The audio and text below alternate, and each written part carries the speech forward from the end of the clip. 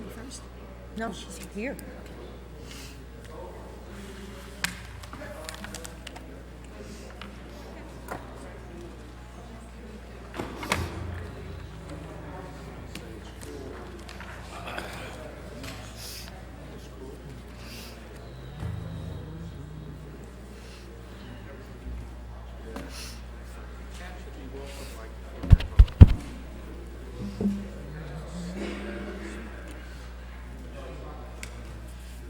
Can you hand that to Bob?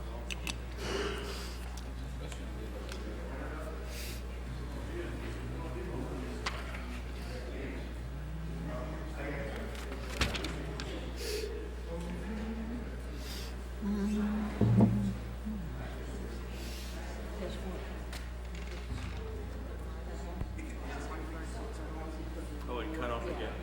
Well, I filled it this morning. Yeah. By running all that, by downstairs. Well, I put the thermostat down a little too.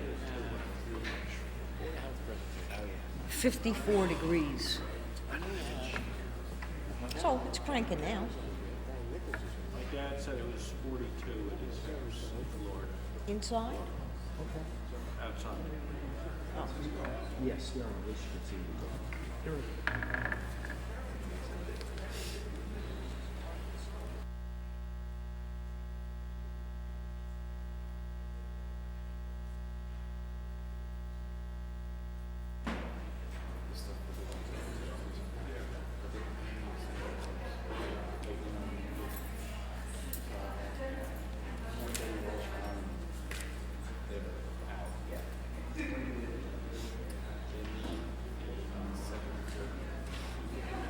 Oh, no, I'm sorry. That's the country. Light board needs second.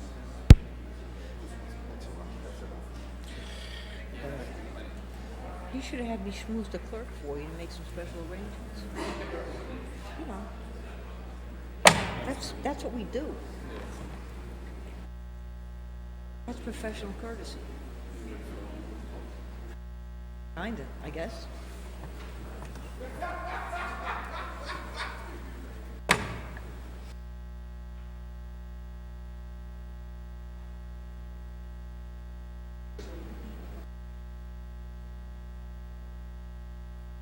Not tonight. Yeah.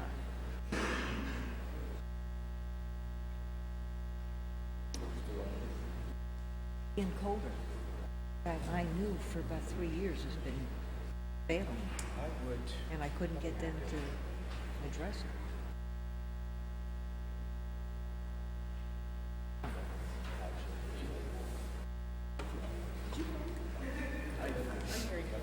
Bad day. I'm sorry. Mics are on. The mics are on. I want to, because we thought we were sorted.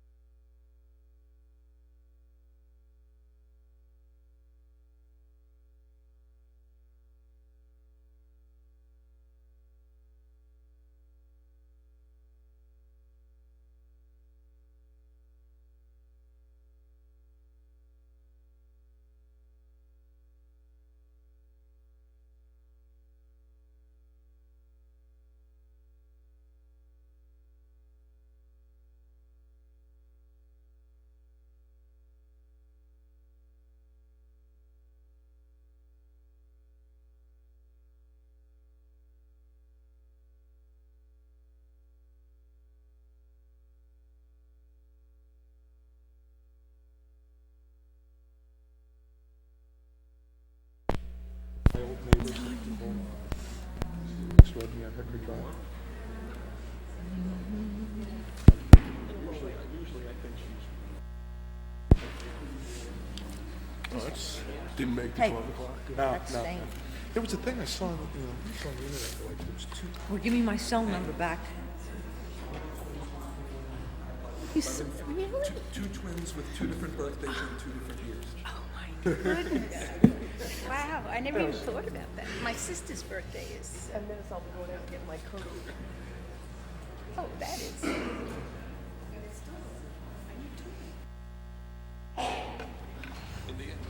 you need something on the floor.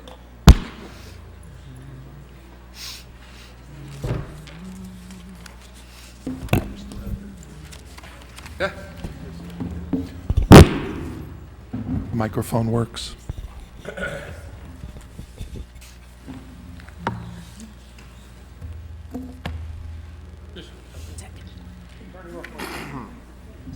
I read everything. You're nothing.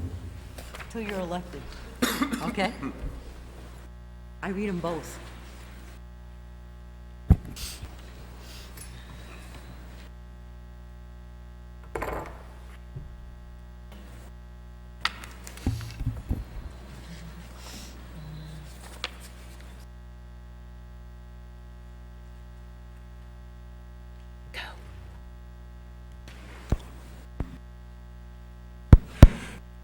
Good evening, everyone. Would you please join us in a salute to the flag? Pledge allegiance to the flag of the United States of America and to the republic for which it stands, one nation, under God, indivisible, with liberty and justice for all.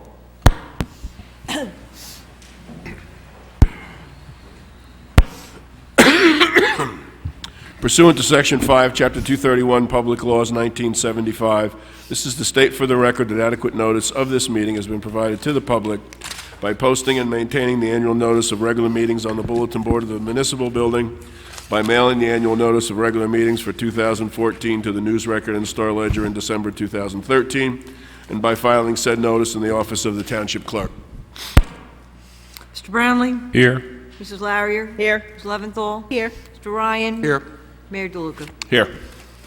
Whereas Chapter 231, Public Laws 1975, commonly known as the Open Public Meetings Act, requires that all meetings of public bodies be open to the public, and whereas Section 7 provides that the governing body has the discretion to permit, prohibit, or regulate the active participation of the public in any meeting, and whereas desire of this governing body to comply with the provision of this act, same time to conduct its business in an orderly and expeditious manner, now therefore be it resolved by the Township Committee, Township of Maplewood, that it does hereby prohibit, except as set forth in the formal agenda, active participation in the deliberations of the governing body by the public, and except as otherwise prescribed by law, it does limit the public to the observations of the actions and discussions of the governing body at all of its regular and special meetings. moves.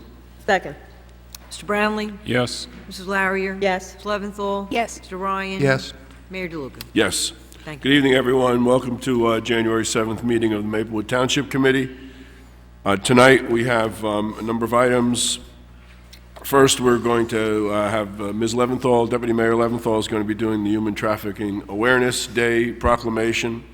After that, we'll have a public comment period. Anyone who would like to speak on an agenda item, we ask that you come up here, give us your name and address, and share what you like with us. After that, we'll have our Board of Health meeting. During that meeting, we'll have our reorganization. There'll also be a presentation on trap, neuter, release of feral cats. After the Board of Health meeting, we'll have a presentation by Karen Nichols, an architect who will be talking to us on the Post Office redevelopment project. Then we have Resolution 5-14, which is designation of a redeveloper for the post office site. After that, we have a Resolution 6-14, designation of a redeveloper, excuse me, for a PSE&G site. 11, number 11 on the agenda is a public hearing. We're going to be requesting some funding, for community development block grant funding for Americans with Disability Act compliance facilities at Hilton Branch Library. Then we go into the introduction of a new ordinance, and this ordinance is to designate the building at 60 Woodland Road as a local historic landmark. That's the former Women's Club. We have 2 discussion items. One is to discuss a proposal to make some improvements at Brook Path, and the second is to institute parking time limits on Clinton Avenue. We have a consent agenda, and on that consent agenda, there are resolutions appointing various legal counsels. We have some budget transfers. We're appointing a probationary police officer tonight, approving the towing company, and approving minutes from previous meetings. We'll have our second public comment period after the consent agenda, so if you'd like to come back up, or come, if you haven't said something in the first time, you'll be able to come up that time. We'll have our administrative reports and then reports from elected officials, and then we'll have an adjournment. We have some agendas up here. If you'd like to pick one up at the clerk's table, feel free to come on up and pick one up so you can follow what we're doing. Okay, the first order of business is the proclamation. Ms. Leventhal? Yes, I'd like to invite Michelle Barbaro.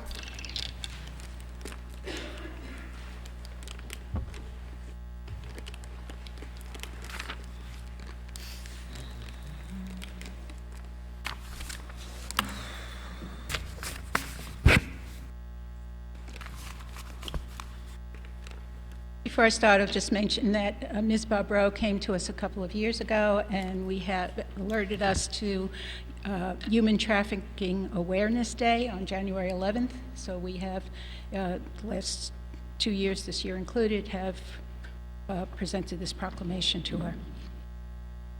Read it.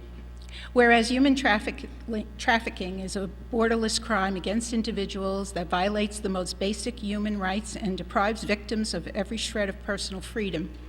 And whereas human trafficking occurs when a person is recruited, harbored, obtained, or exported through force, fraud, or coercion for the purposes of sexual or labor exploitation, involuntary servitude, and other types of mental and physical abuse.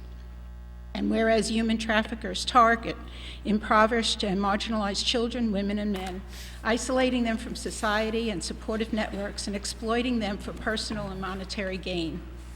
And whereas human trafficking is the fastest growing criminal enterprise in the world today and is tied with arms smuggling as the second largest international criminal industry, falling only behind the illicit drug trade. And whereas many victims trafficked to the United States do not speak or understand English and are unable to communicate to seek rescue, under U.S. law, any person under 18 involved in the commercial sex industry is considered a human trafficking victim, and the victims include U.S. citizens and documented immigrants. Whereas we recognize that New Jersey is a prime location for human trafficking because it is a major national and international transportation corridor and culturally diverse state, and whereas the Township of Maplewood stands committed to protecting human rights and individual freedom by eliminating human trafficking, whereas the Township of Maplewood is resolved to support the goals and ideals of observing a National Day of Human Trafficking Awareness on January 11th of each year. Now, therefore, Victor DeLuca, Mayor, on behalf of the Maplewood Township Committee, does hereby proclaim January 11th of each year as Human Trafficking Awareness Day in the Township of Maplewood, to raise awareness about the signs and consequences of human trafficking, to promote opposition to human trafficking in all its forms, and to encourage support for the survivors of human trafficking throughout the state of New Jersey and across the world, to put an end to this criminal activity and restore freedom and dignity to its survivors. So I want to thank you for bringing this to us, and this is for you. And I know you want to say a few words. Thank you so much, Kathy, and the rest of the Township Committee. I'm so glad that you're learning, that you're open to willing to learn about one of these horrible scourges that is occurring. It is not only immigrants, it is people it is citizens of the United States who are affected. And there's a coalition that has been formed in New Jersey of over 70 organizations who are working very hard, leading up to, first of all, the Super Bowl next month because one of the major attractants to human trafficking and sexual exploitation are large sporting events. We also would like to let you know that traffickers are anyone you see, they feel that they are able to use women, men, and children. Men and children are also included. It is not only sexual trafficking, it is also field labor and domestic servitude. Many other vocations are included in this. We are fortunate enough that the legislature last year passed and the governor signed a bill, which was a priority of the Attorney General's office, getting behind sexual trafficking. They are training prosecutors in all of the counties. It has become they are then going and training police departments in as many of the localities as they can. There are many organizations that have come together and become involved, and our goals for the leading to the Super Bowl, but beyond, are to educate the community about warning signs, and I do have information for anybody who would like it. Looking for signs of human trafficking. If something looks funny, if you see, for example, a beauty parlor, and there are people going in and out, especially men, all hours of the night, something is amiss. And the first thing to do is to make a phone call, and I give you the Human Trafficking Polaris hotline number, 888-373-7888, and they know who to connect where to make sure that they are that they can address the situation appropriately. Joint organizations which provide services, and if you know of any and are involved in any, I urge you to join the coalition, New Jersey Coalition Against Human Trafficking. There are also high school programs to warn children about human trafficking, because we find out that kids who run away from home, and adolescence is a very hard time, as we know, kids who run away from home are seen as easy prey. The people who are doing the trafficking know what they're looking for. They target kids and they can pick them up. When girls leave home, young teens, within 72 hours, they are often taken up by a trafficker and lured and sold into prostitution. This is something that we have to protect our children against. You can also write op-eds to let the community know what's going on. So I urge you to learn about it, some of the events that are happening on January 15th. There's a Human Trafficking Awareness Day event at the Bergen Performing Arts Center. There is the Soap Project, in which small bars, hotel-sized bars of soap will be distributed to hotels in the area that will be used for the Super Bowl with a hotline number, so that those who are trafficked will be able, if they are able to escape their trafficker, to make a phone call. And we are also targeting this weekend to have the religious organizations be part of this and disseminate information in synagogues and churches around the area. So thank you very much. If anybody is interested, I would appreciate a telephone call or go online, njhumantrafficking.org. And thank you so very much for what you're doing. Thank you.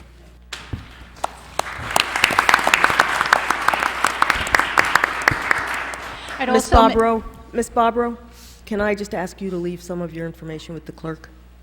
But of course. Thank you. Just like to mention, if there's any concerns here in Maplewood, just call our police, because they are aware, obviously, of the laws and can help very quickly. Thank you.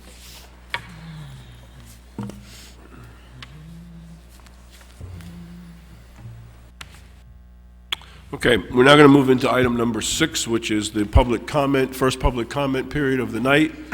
I suspect there'll be a number of people that want to speak, and so we are going to limit comments to 3 minutes.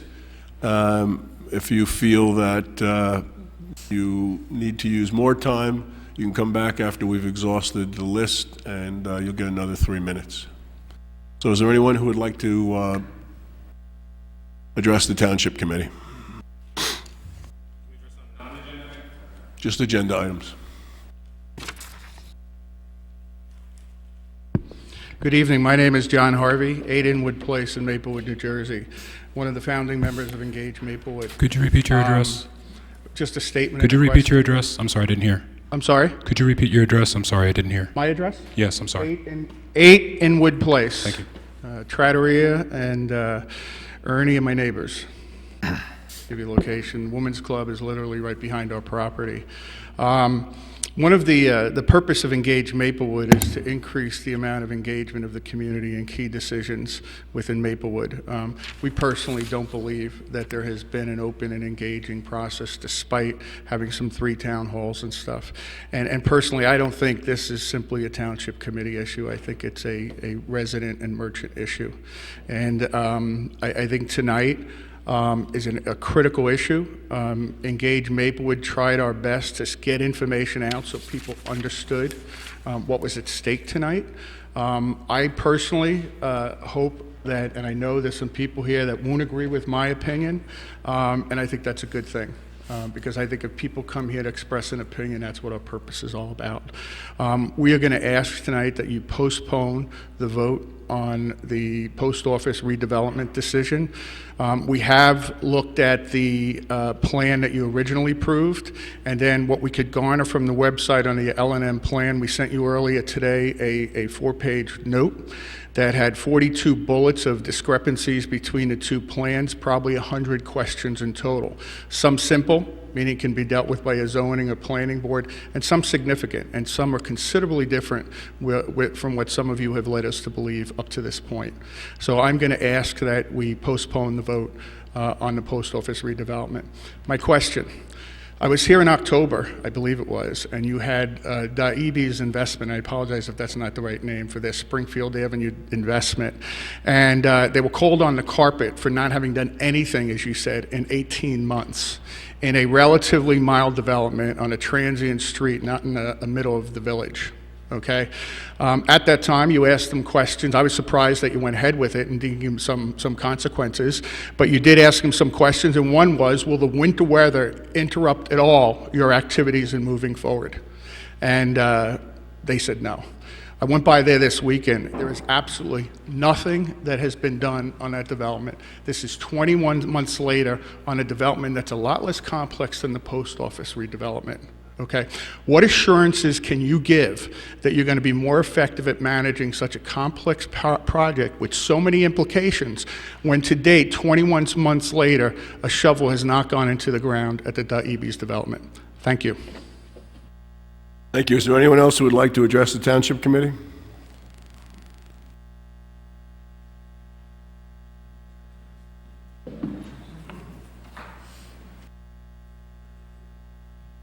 Hi, my name's Scott Donachie, and I live at 167 Maplewood Avenue. I've lived in Maplewood, and I'll keep this pretty brief, since 1999. I moved above Village Barber. I live right above Village Barber, so I can give you my experience, and I think also my landlord can kind of piggyback on this, that there are some major issues in Maplewood in terms of infrastructure. And I think that it should be postponed for the post office for a period of time where they have to look at short-term profit versus sustainability. There's a fiscal impact to bringing in the new area and to knocking down the post office and putting up this new facility. But on the other side of it, I see that there's a lack of parking. There's going to be congestion with people and walking. There's going to be an environmental impact in the area. There's also going to be a major impact on water lines, sewer lines, road congestion. The visual appearance of a 5-story building may be an issue to many people. There's going to be more students for our school system. Excessive waste of garbage. There's going to be, issues with garbage removal. And then you have the historical value of the land. Those are all things that I look at in terms of sustainability. My kids are 11 and 8 years old, and I'm looking to keep them here a long time and stay in Maplewood for the next, God willing, 20, 30 years. And I think we have to look at this as a long-term project and not just move forward and improve that tonight. And that's just my 2 cents. Thank you. Thank you.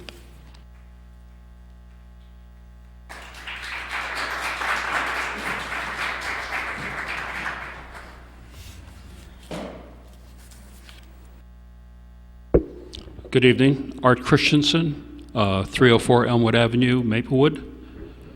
Resident 67 out of my 73 years. I don't know if this is a question about right or wrong. Actually, right is right, even if everyone's against it. And wrong is wrong, even if everyone's for it. I don't think necessarily that this is a question of right or wrong, but it is a question of dealing with certainly one of the most important pieces of property we have in the village and possibly the entire town. There were a lot of concerns on all sides of the issue, and I'm not necessarily opposed to removing that post office. However, my concern is that there's been sufficient application, and I apologize that I really have been involved in many, many other things this past year or so, and I really haven't been following the matter that closely until obviously now. And the concern I have is whether we forfeit an opportunity to use these very capable resources, the architect and the developers, to think beyond just that particular site. And I think the Township Committee really is obligated to make sure that if we create a new venue for possibly the King's Supermarket, that we also consider and at least put together some planning as to what's going to take its place. And that's about all I have to say. Thank you. Thank you.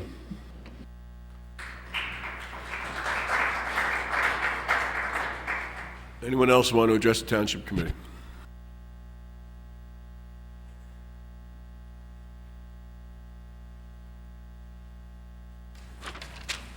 Thank you. My name is Philip Frank. I live at 62 Quarter Avenue in Maplewood. And also, before I start, thanks to Engage Maplewood. I know a lot about what's going on right now due to their emails, and my knowledge about this meeting coming up was due to a notification from them, so thanks. My concern is with the new housing developments under consideration. I have 2 kids at Tuscan. Tuscan, as I understand, most of the elementary schools are in a similar boat, has an overcrowding issue, and I'm particularly concerned about the capacity issues with adding new housing units in the township. So I'd ask that, I'm learning as the meetings go along, but I'd ask that as you all consider the options before us, that you think about and take into consideration what impact new housing units would have on the crowding situation in the schools. I also did a little number crunching. I know it's been our policy for some time to, as we develop new buildings, to have mixed-use buildings, so ground floor commercial, upper floors, residential apartment units, and so on and so forth. In my mind, I see that as a net loss.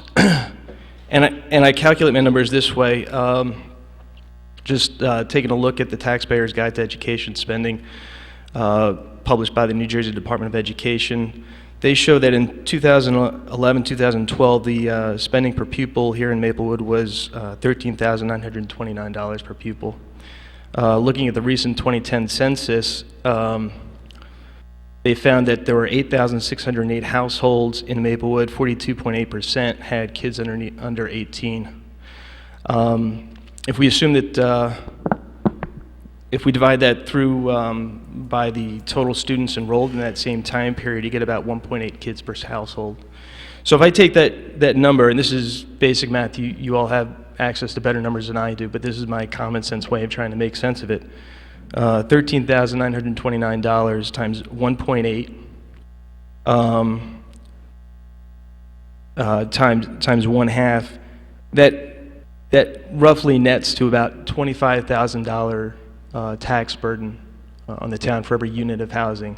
So as we add new housing units that are going to bring in new families with new kids who are going to put larger burdens on the infrastructure that we have, namely the overcrowded schools, I ask we just think about, is this the right thing to do, or should we be thinking about adding more units that can generate tax revenue without burdening our already overtaxed infrastructure? Thank you. Thank you. Thank you. Anyone else want to address the Township Committee? Brett Harwood, 451 Richmond Avenue, Maplewood. I'm here in support of the projects. I think that Maplewood deserves to have new housing stock for potential new residents. As a almost 36-year resident of this town, I've seen it grow and move in a positive direction. I think these projects are both very positive. I'd like to encourage the town council to continue the hard work they've done to approve the projects, to make this town welcome to people that maybe can't afford a house and have a starter family in this town, and to encourage the kind of development to take the post office, which is really a crummy building, and turn it into something very positive and attractive for Maplewood Center. Thank you. Thank you. Anyone else want to address the Township Committee?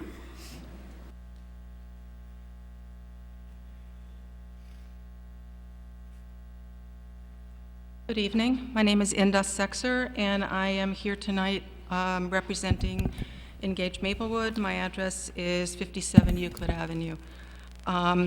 Earlier today, Engage Maplewood emailed each one of you a copy of this document, which has 42 questions on it. We spent, and I will enter these for the record, we spent a good deal of time looking at the redevelopment plan, the narrative issued on December 2nd by L&M, and the small site plan that they issued. I'm not going to read all 42 of those questions because it will take too long. I'm going to excerpt a few of them and read the summary to that document. The EDC approval of this plan is based on 3 votes by town council members. In what sense will the town council be deliberating when the EDC members already constitute a majority on the town council? Where are the checks and balances in the system? What happened to the EDAC? The L&M proposal extensively discusses a pedestrian promenade as a link to destinations. It further states that a seamless connection will be created between downtown and Rickleton Square. The site plan does not provide any indication of what has been expressed in the narrative. Actually, this is just flowery language, which means the sidewalk next to the tracks will be widened and joined. Also, within the indicated footprint, there is no possible direct sight line to the train tunnel to Maplewood Avenue or to the theater marquee, yet the narrative states that one exists. Moreover, the redevelopment plan clearly states that a direct sight line is required. There's no allocated pedestrian path to the train tunnel from Maplewood Avenue. It seems that one must wade through parking areas and spaces to get there. This is absolutely no improvement over what's currently there. In fact, the current path is much more pedestrian friendly, so what's the sensibility in making the situation worse? L&M's narrative indicates that they will plan for a 3-story street wall, total 4 stories at Maplewood Avenue, and a total of 5 stories at the Village Coffee Shop side, albeit with some setbacks, we understand. This is incredibly overscaled for Maplewood Avenue, for the Maplewood Village. How will this meet the redevelopment plan's height restrictions? Are you planning to issue a variance for this? The L&M narrative indicates that Kings will have 10,000 square feet retail space with 5,000 square feet back of the house. However, the published site plan only indicates 900 square feet of back of the house space, Will the building in reality then be larger than indicated on the site plan? Or is there going to be a sub-basement level for King's back of the house? Please clarify the actual size of the building. Actually, if we'd been able to see the drawings, we wouldn't even have to ask these questions. What is the status of the town's agreement with King's? Per the Star Ledger, King's CEO states that it's not a done deal. Is the town soliciting competitive bids from other supermarkets? What is the status of those interests? And if not being solicited, why not? As quoted in the Wall Street Journal, Mayor DeLuca stated that the post office is leaving to, quote, help King's move across the street. But if King says that it's not a given that this is happening, what does that statement mean? And what is the purpose of denying a lease renewal to the post office and literally pushing them out? Although the mayor stated that there will be 25 additional parking spaces in the Star Ledger, the site plan does not reflect 25 additional parking spaces. There is a loss of, and there's a typo here, it should say 15 existing spaces. Ms. Setzer, you're over your 3 minutes, so can you wrap it up? I'm almost finished. And net gain of only approximately 10 spaces because we're losing 15, adding 25, so that's a net gain of 10. One of the TC's rationales for demolishing an existing serviceable structure and building an apartment building was to attract tenants who commute via public transportation. It seems that those commuters will be leaving their cars in the village all day. So at 1 car per apartment, it seems that we're going to have an additional 25 cars maximum in the village on a daily basis. So that, to me, is a net loss of 15 parking spaces. Where's the open green space for the site? It's not shown on the site. Although described in the narrative, it's not shown on the site plan. Where will the United States Post Office be located in the village? And what's the consideration for not having one? Does it make sense? Has the TC investigated the significance of the existing building as a mid-century international style design commissioned by the GSA and designed by Alfred Pollitt, AIA architect, Maplewood resident, and distinguished president of AIA New Jersey? The building is of interest to architectural organizations and preservation organizations, including Preservation New Jersey. The first tenet of sustainability is to reuse existing structures unless they are blighted. The embodied energy in reusing is much lower than in rebuilding. The post office is not condemned, nor blighted or in disrepair. Why is a sustainable approach not being indicated?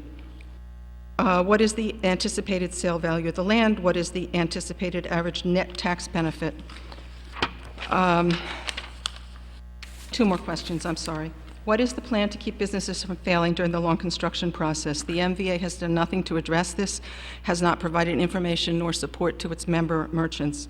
What planning has the TC done to allay the merchants' real concerns regarding this issue? This building type has been a failure in many locations, including, for example, the Livingston Town Center.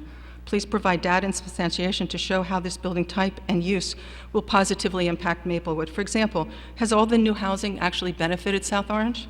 So in summary, the quality and clarity of the information disseminated to the public thus far is inadequate, hampering the public's ability to provide input to your deliberations. To rectify this, we request that you answer all these questions publicly and in writing prior to voting on this developer, this proposal, and prior to signing any agreements.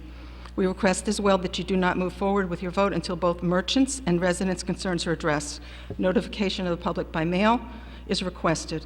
We requested that for all respondents up to the RFQ, full sets of their documents be released for the public to review your process.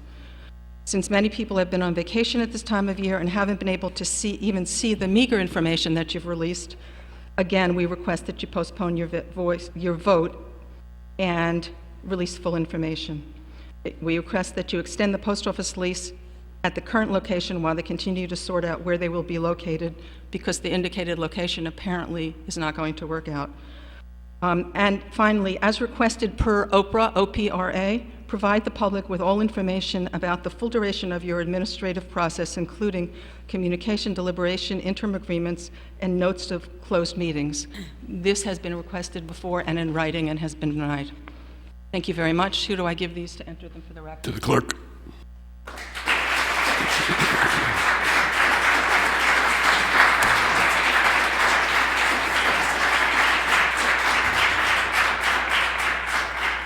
Anyone else want to address the Township Committee?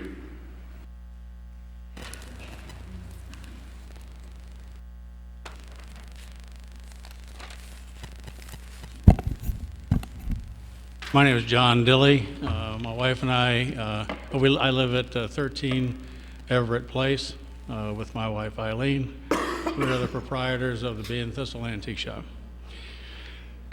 We've had our store in Maplewood for now over 40 years. We've seen a lot of things happen to the village, but the one thing that remains is that the village is the heart of Maplewood. Without the village, Maplewood would have serious problems. I look at anything that would happen to this village that would cause it to be less of the gem that it is would be a serious threat to the ongoing success of Maplewood. It's the one thing we've seen over the 40 years we've been here is that parking continues to be an unsolved problem. I, for one, cannot see how this, I don't know what to call it, other than a debacle that's going to occur in our little village with the destruction of this building and the creation of a monster building is going to do anything to help the village continue its success. It seems to me that with new tenants coming in, each with cars, with challenges, if this King's is going to end up looking anything like the one in Short Hills, there's going to be a direct threat to existing merchants in the village. Whether it's a liquor license or bakery or whatever that King's is able to manufacture, it'll be a direct threat to existing businesses in the village.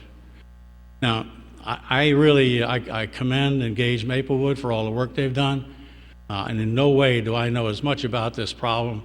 I call it a problem because I think it is one.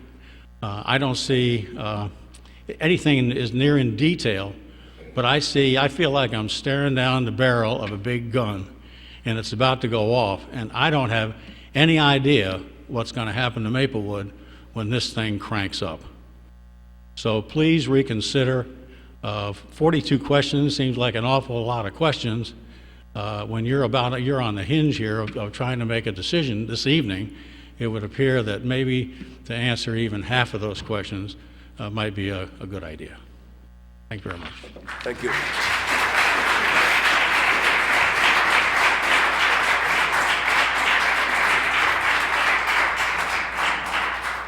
Anyone else want to address the Township Committee?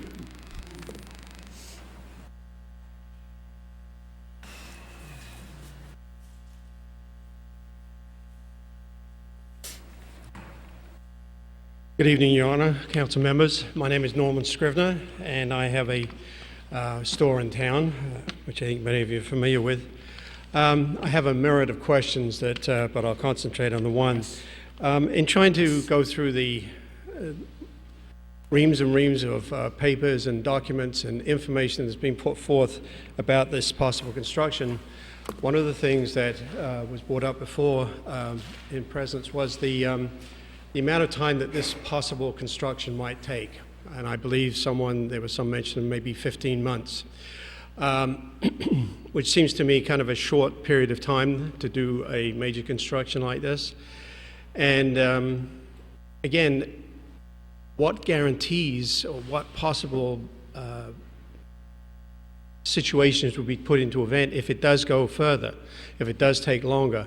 And as was mentioned again before about the parking, this has been a problem since I've been in this town for 22 years, and everybody talks about it, and we've all tried over the years to try and solve that problem in the parking. It's one of those situations that maybe can't be solved. But with this possible construction going ahead, what's going to happen to the access and egress of town, which is already a problem? You know, you get a truck double parked or going into King's or something like that. There's some kind of backup, and it's a problem. I see, and I'm glad to see more merchants and landowners, property owners in the meeting tonight and everything else, because I'm not sure that they understand, and I don't fully understand the possibilities of what this is going to do to the town. And as Mr. Dilly just mentioned, how many of us small mom and pop merchants are going to lose business because of this? Because people will say, I don't want to go downtown. It's just too much of a mess there. And they'll go to Melbourne, they'll go to Short Hills, they'll go to South Orange. And where we see the demise of Maplewood, and as I look around this room and I see all these wonderful paintings and everything else, this is what Maplewood was all about, including construction. So I hope that, that in this plan, that the possibilities of what's going to happen and how it can be lessened if it goes forward. Thank you. Thank you.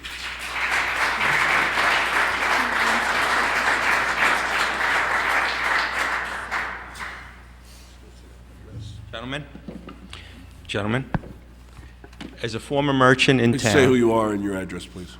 Glenn Sussman, 167 Maplewood Avenue. Formerly McGuire's Men's Shop. I think a few people here know the store.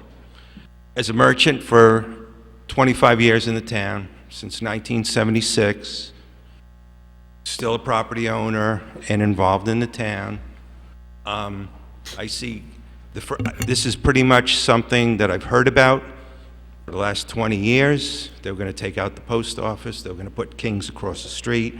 They were going to make changes. I'm totally not against any change.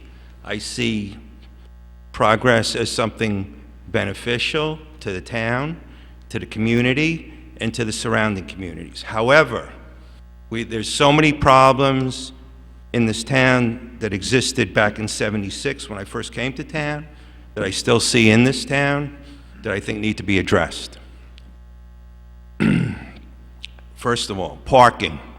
As a member of the Chamber of Commerce since 1976 until probably into the early 2002s, 2003s, when St. James Gate came into town, parking was always an issue.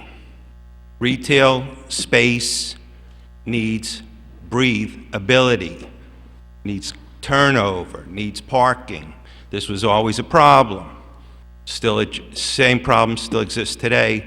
There hasn't been any changes. Nothing has been addressed to make changes positively to the parking situation, number one. For successful businesses to stay in business. It's one thing to open a business, it's another thing to stay in business and survive for 25 years, like I did, and like my fellow residents and business owners that are in town. That's number one. Number two, we have infrastructure problems in the middle of the street. When Ellen Davenport was mayor, she was a client in my store. We had conversations. There was only 3 restaurants in town. There was the Maple Leaf, the pizzeria, and maybe one other restaurant. There's now 10, 12, 15, 18, 20. All the sewerage, all the grease. Thomas Malvasi is the township engineer is very aware of problems in the middle of the street. We have a conduit which comes down from the mountain that runs underneath the sewer system that creates a dip in the line that causes problems with St. James Gate, with my property, with my people that live in my building. I represent 18 residents. I represent 2 stores, commercial spaces. There's a major problem. Yes, progress is good. We're going to have new tax ratables. Bring in the new people. Bring in the new tax ratables. Let them pay for the infrastructure changes. Let them pay for parking. This is done all over the state of New Jersey. When builders and developers come into towns and they get permits and they get variances, they pay for the improvements. Let's see a plan of action. Thank you.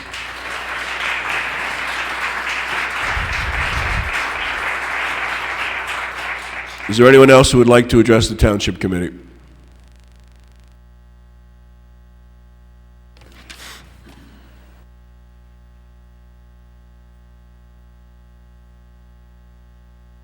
Good evening. I'm Jeffrey Semmel. I live at 14 Highland Place. I also own a business across the street at 7 Highland Place.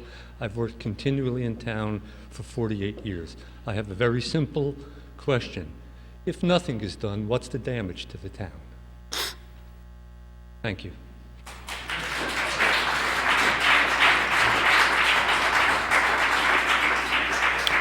Anyone else want to address the Township Committee?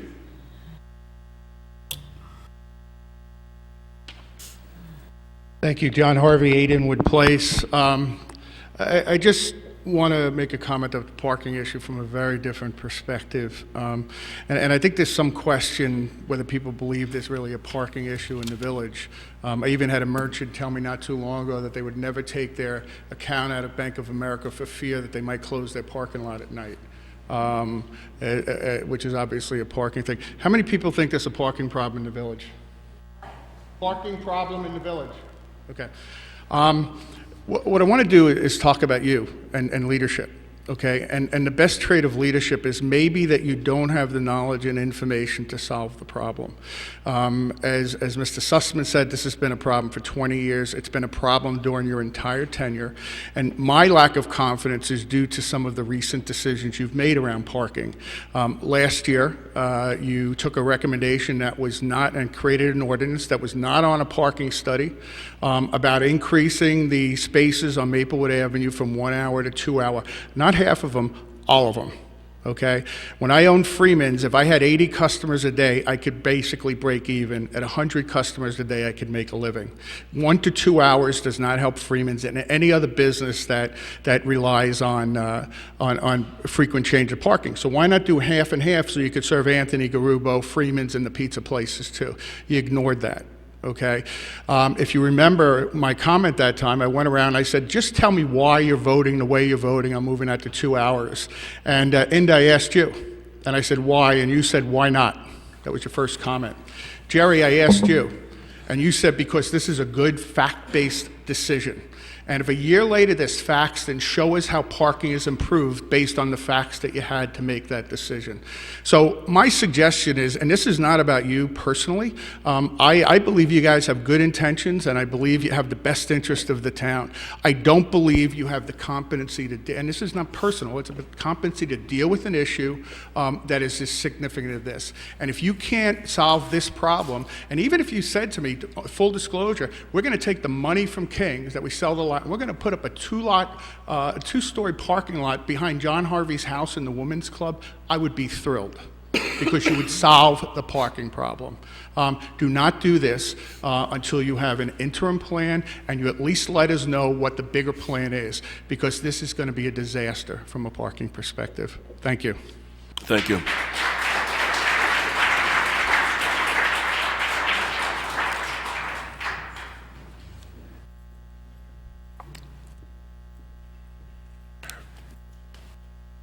My name is Jeremiah Birnbaum, 57 Euclid Avenue.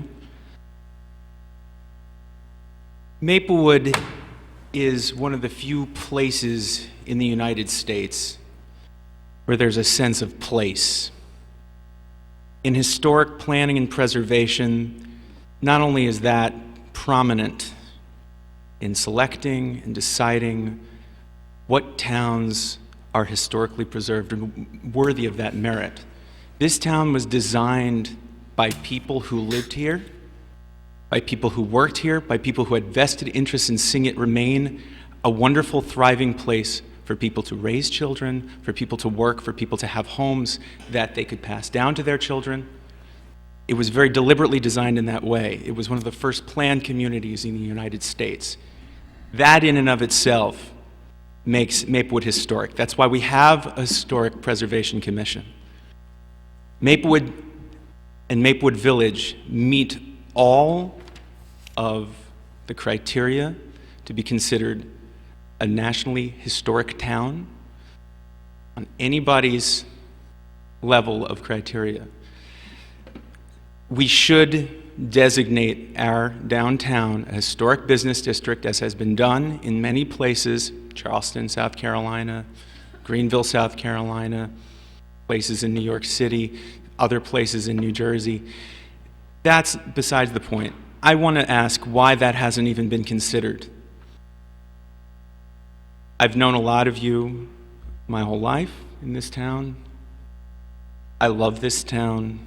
I'm very afraid for its future right now. I want everybody in this town to have the ability to grow up like I grew up. Everybody here tonight has voiced their concerns or their praise. I think you guys have done some wonderful things for this town, and I'm very proud to be from Maplewood. I ask you to please postpone this vote. Give us, the people of the town, a chance to really talk with you, to look at all the options, to look at all of the assets that our town has in its existing form. It's a city of trees. Every building is framed by trees. You build one story above the current post office, you hide the trees, you hide the view of South Mountain from the train. That's the view that most people, when they come here to look at real estate, that's the view they see when they get off the train. They look up the mountain, they see. They see what we see every day. There are people who live in these buildings. If that building goes up even one story above where the post office is now, it will hide the view of the mountain. You'll be able to see it from everywhere in town. Like you can see Station House when you turn the corner down Donnell Road, floating there like a big white behemoth. This is a historic town. It needs to be treated like a historic town. I ask you to please consider doing that. Thank you very much. Thank you.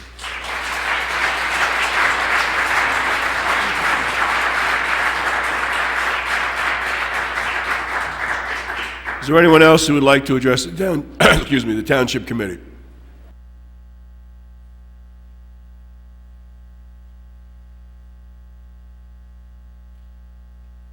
My name is John Coakley. I live at 129 Parker Avenue here in Maplewood. I want to publicly thank the research, the attentiveness of Engage Maplewood for putting together those 42 questions, many of which are embedded with parts A, B, C, D, or more. In order to address those questions, time is needed.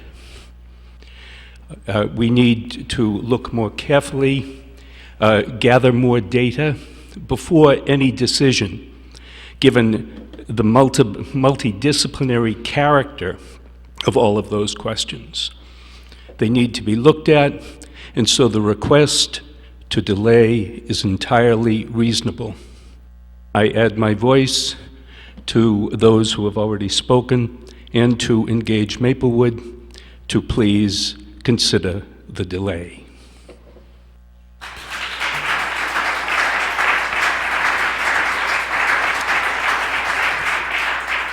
Anyone else?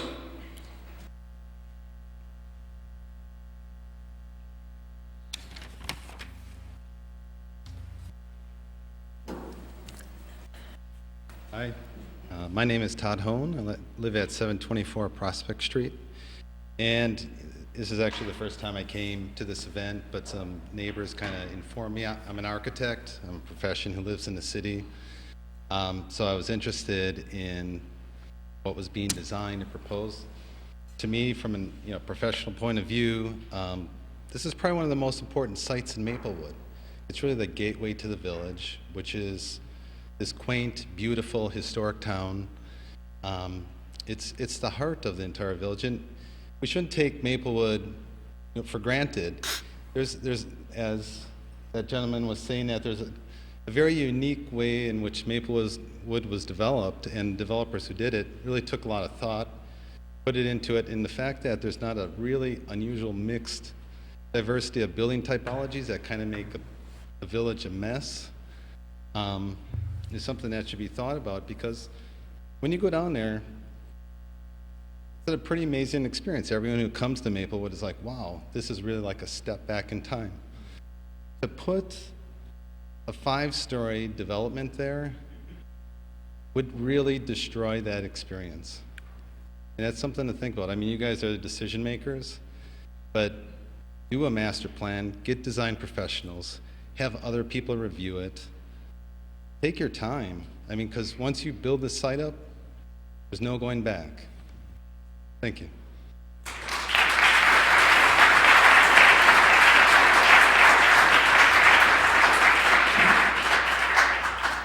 Anyone else? Okay, we're going to close the public hearing, and we will come back to this. Oh, I'm sorry.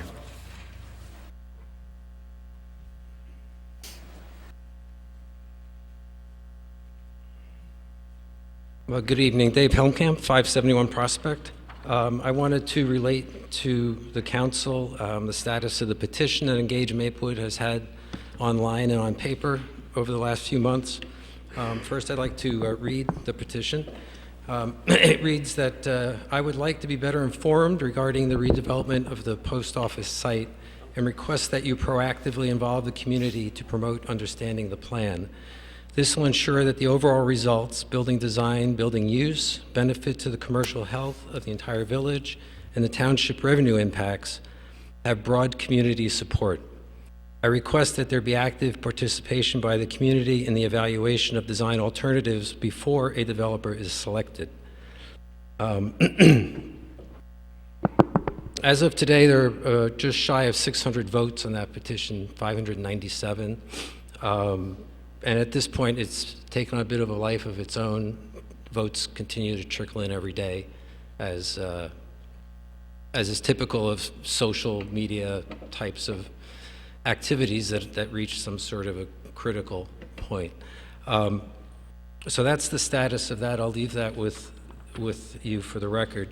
I wanted to add my own personal comments and sort of segueing from that, because I know that there's been a lot of back and forth and a lot of different venues about the nature of the public input, the amount of it, transparency, et cetera. And my perspective on that over these months, and to some degree reflective of other similar activities in the past, is that there certainly has been a lot of community input. And there certainly is a planning document that describes a variety of options. And if you look back, you know, you can make a pretty strong argument that the planning document for this site did a reasonable job of addressing a lot of the input that was received, particularly in its initial writing. But when we come to the proposals that we've seen essentially one type of proposal, a facility that accommodates a supermarket and accommodates the maximum number of apartments that the plan allows. In my recollection, there was a single comment from the community that either of those were a priority. So that the diversity that's reflected in the planning document, that is the closest thing we have to a record of community input, is not reflected at all in the options. I shouldn't even use the word options, not reflected at all in the plan that you're considering to propose, to accept. And moreover, there haven't been options. It would have been far more preferable to see some variations on the options that were in the document so that they could be traded off, particularly in a public dialogue. I remember speaking with you back in May that I never felt that there was any validation of the input that you had received. And there was some debate as to whether you were obligated to make sure that you got that validation. If people didn't show up, perhaps they weren't interested. But we have 600 votes now of people who apparently do want to see more. And we have, you know, a number, probably close to about 10% of that, who showed up tonight out of concern.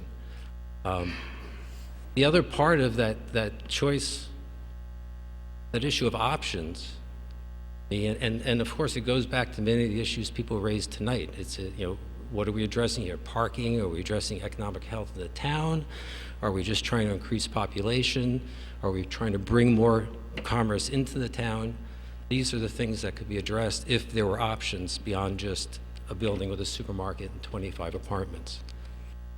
But the other part of the conversation that's been missing all along, I think, is some notion as to what the tax benefit is.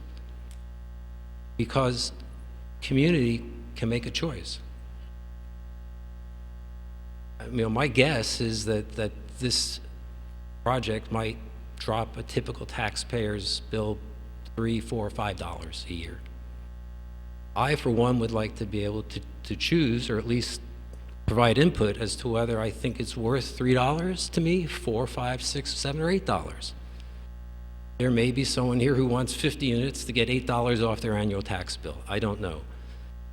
But on the other hand, there may be people who say, you know what? I don't need to get the most out of this property I don't feel the town needs to get the most out of this property. It'd be perfectly acceptable to me to forfeit a couple dollars off my tax bill to get the right result. And that information, together with the ability to have looked at some options as were implied by community input and the planning document, would make for a much better process. So my personal observation is that while there's been a lot of input, I don't think that it's been useful. The end result that we're considering is not really reflective of widespread community support. Thank you. Thank you.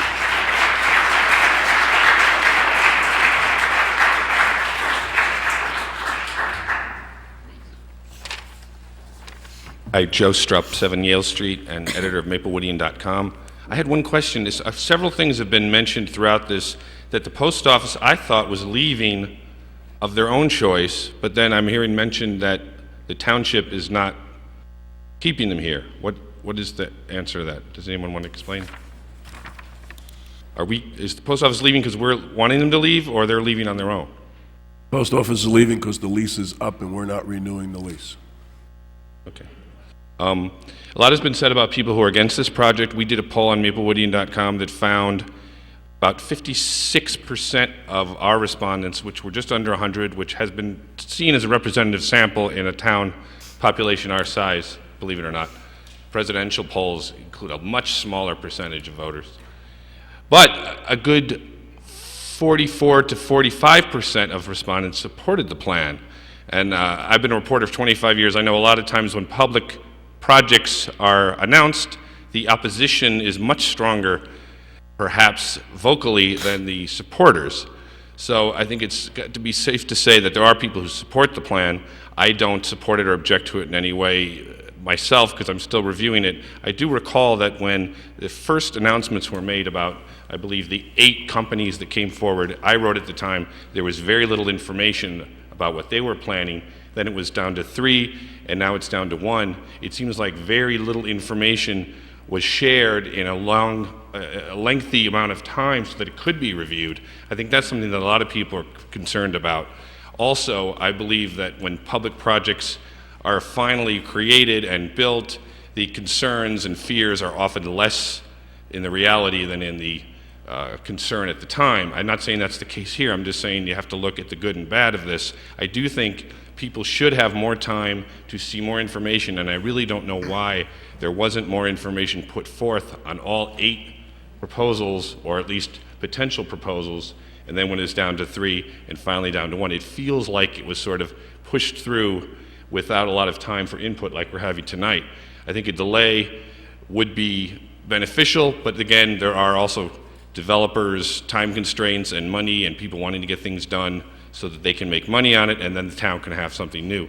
I just think that's something that has to be put forward. And if it is delayed, of course, MapleWoodian.com, I'd be glad to post any information, as I have in the past, and the town's always been very helpful with giving us information to pass on to the public.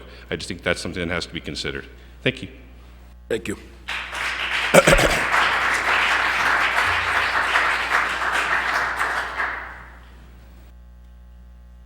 Hello, good evening, everyone. Anselm LeBon, 557 Ridgewood Road in Maplewood, and also the new owner of South Orange Maplewood Online Radio Experience. I have been following this due to Engage Maplewood, and I didn't know much about what was going on regarding the post office, and the information was brought to me by Engage Maplewood. And I look at things that are happening in South Orange and Maplewood. I look at just recently over in South Orange, you had the stipend issue. And the trustees did the right thing and voted against the stipend issue. We had also Stop the Pool, where the Board of Education was going to decide to build a pool for over $10 million. The community got involved and they stopped the pool. So I think that living on 557 Ridgewood Road and walking right down into the village and seeing the nice post office without a big building in the village, it's going to change the way the village is. And that's why we call it Maplewood Village. And I have to say, thank you to Engage Maplewood for bringing this to many of us' attention. I would just suggest to the Township Committee that, you really look at it and see that maybe at this time, it may not be the right thing for Maplewood at this time. Maybe somewhere down in the future, you can actually look at it and say, you know what, we're putting up a 5-story building. It's just going to change the look of Maplewood. And I'm not sure if most of the residents that live in Maplewood is ready for that type of change here in Maplewood. So just as they did with Stop the Pool, just as they did with the stipend issue in South Orange, I'm urging the trustees, the Township Committee, to really look carefully at that and maybe revisit it. And maybe not today or not tomorrow, maybe sometime else in the future, you could think about putting a building there in the village of Maplewood. Thank you very kindly.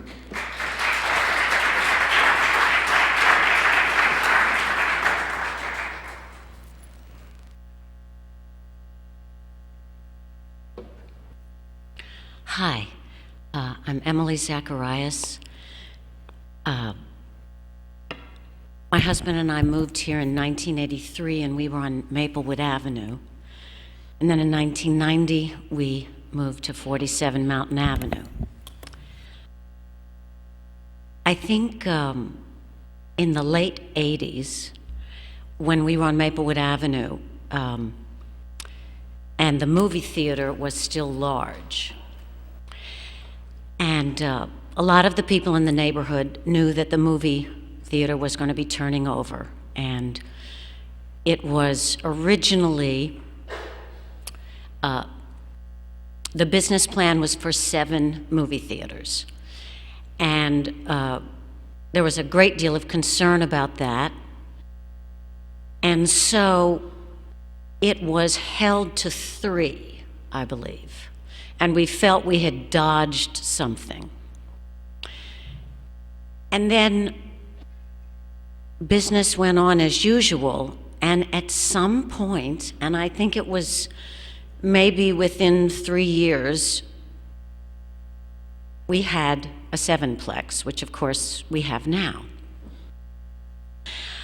I'm saying this as a cautionary tale about all of the things that are so difficult to think through at a moment like this, when we are entertaining so much change. We have a room full of people here, and everyone is very nervous and concerned that we're going to make a mistake, that there are so many contingencies that we simply can't imagine and we can't think through. I think for every person here, there's probably hundreds of people who are so skittish for all kinds of reasons, many of which you've heard tonight. Decisions are going to be made, and we're going to go forward. What I want to ask is that you be very sensitive to the way you communicate to the community. I don't know how you're going to do it. This community is always difficult to reach. But I want to encourage you to come up with some creative manner that people feel that this committee is not tone deaf to really telling us the story of what this change is going to be, so that we can understand it, so that we can feel in control. Because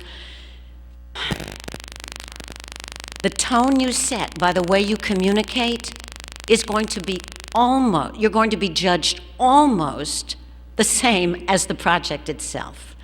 You're going to have to control the way you talk to us, because everyone wants to understand this story. and I wish you lots of luck. Thank you.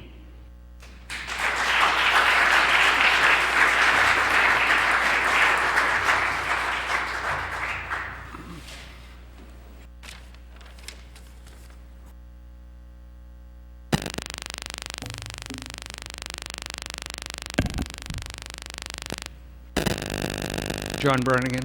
I live at 12 Claremont Avenue. I just wanted to address the notion of transparency and communication. I've been involved in the Planning Board and the Village Alliance for at least 16 years each. I've been involved with the Historic Preservation Commission. I grew up in town, and I just wanted to say that there have been thousands of hours dedicated by the Township Committee, the Planning Board, the Village Alliance members, and volunteers such as myself to understanding what the situation is, how it's developed, the history of the project, the dimensions of it, and the planning that has gone into it. And it is not a surprise. These are public meetings. And I just wanted to thank all of the people that had committed so much time to a thorough and respectful analysis of the problems. This is a huge development in terms of its impact on the village, and it has not been neglected. It has been a subject of the agenda of the Planning Board. It's the various components of the town are part of the master plan, which is developed and re-examined in 2000 and subsequent to that. And again, any notion that this has been obscured or kept from the public, I think does a disservice to the people such as myself and the other Planning Board members and the other volunteers that have put all the time that they have into a thorough and just a very thoughtful analysis of the problem. We do not know all of the dimensions of it. That's to be developed. And, but I want to thank you all and acknowledge that amount of time and commitment that's been expended. Thank you. Thank you. Anyone else?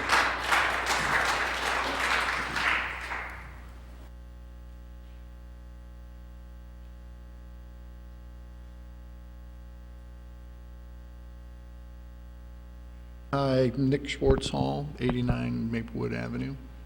Let me just start by saying thank you very much for all the time and effort you've put into this.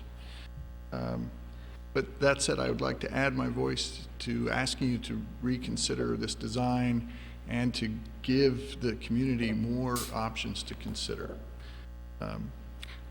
Myself, I consider what I've been able to understand about the design that's proposed for the post office site to be a monstrosity.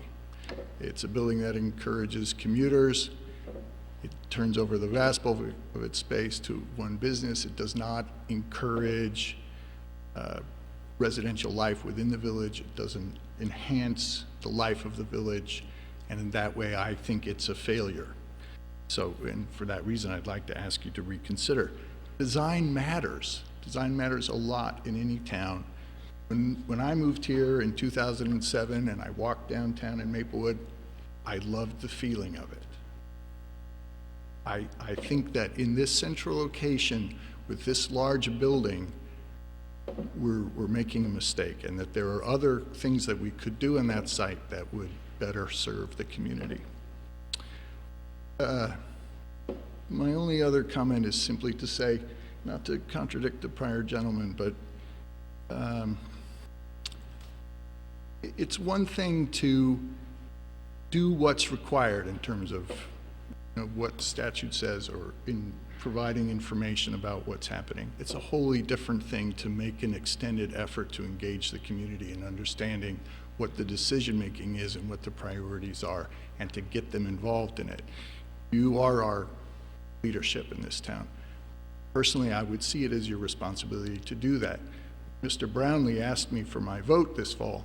I said to him the thing that was most important to me was a process about the post office that engaged as many people and provided as much information as possible. Myself, I don't feel that that's happened. I do thank you for your service.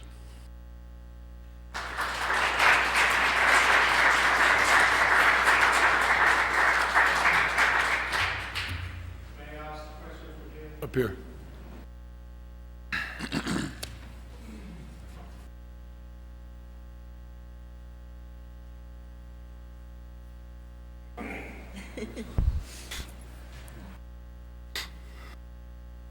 Norman Scrivener again. Earlier on, you mentioned that the lease with the post office was not to be renewed.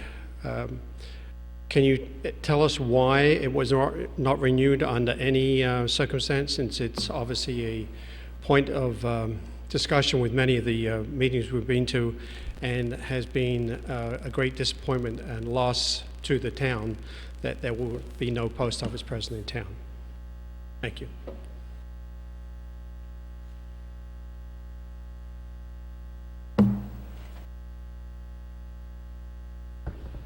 I just failed to mention, sitting in the audience, I hear the word communication quite often. And I would like to offer the services of the South Orange Maplewood online radio experience as far as communication between the residents of Maplewood and the Township Committee. Thank you. Anyone else?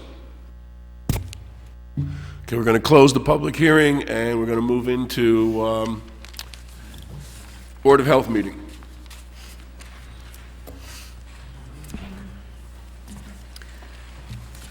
Okay, Board of Health members will be conducting the reorganization meeting for 2014.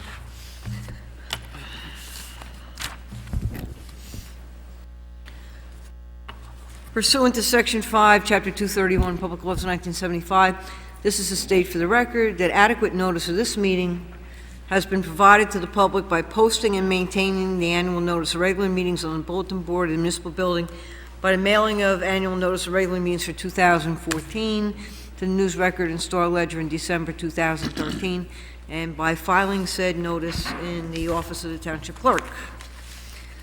Mr. Brownlee. Here. Mayor DeLuca. Here. Mrs. Larrier. Here. Ms. Leventhal. Here. Mr. Ryan. Here. Whereas Chapter 231, Public Laws of 1975, commonly known as the Open Public Meetings Act, requires all meetings of public bodies to be open to the public, and whereas Section 7 provides that the Maplewood Board of Health has the discretion to permit, prohibit, or regulate the active participation of the public at any meeting, and whereas desire the Maplewood Board of Health to comply with the vision of this Act, same time to conduct its business in an orderly and expeditious manner, now therefore be it resolved by the Board of Health of the Township of Maplewood does hereby prohibit, except as set forth in the formal agenda, active participation in the deliberations of the Board of Health by the public, and except as otherwise prescribed by law, does limit the public to the observations of the actions and discussions of the Board of Health at all of its regular meetings. So moved. Second. Mr. Brownlee? Yes. Mayor DeLuca? Yes. Mrs. Larrier? Yes. Yes. Ms. Leventhal? Yes. Mr. Ryan? Yes, sorry, jumped the gun. Okay, now comes a time on our agenda that I would entertain if anyone would like to make a nomination for the President of the Maplewood Board of Health for the year 2014. Madam Clerk, I nominate Ms. Larry to serve as President of the Board of Health. Second. Move the nominations be closed. Second. Are there any other nominations? We were actually corrected on the way we should do this, so we should have a vote on closing the nominations before we actually vote on the nomination. I move the nominations be closed. Still second. I'm going to call the roll on that. Mr. Brownlee? Yes. Mayor DeLuca? Yes. Mrs. Larrier? Yes. Ms. Leventhal? Yes. Mr. Ryan? Yes. Okay, so now we'll have a vote on the nomination of Mrs. Larrier for President of the Maplewood Board of Health for the year 2014. That's be the question now called for that vote. Mr. Brownlee? Yes. Mayor DeLuca? Yes. Mrs. Larrier? Yes. Ms. Leventhal? Yes. Mr. Ryan? Yes.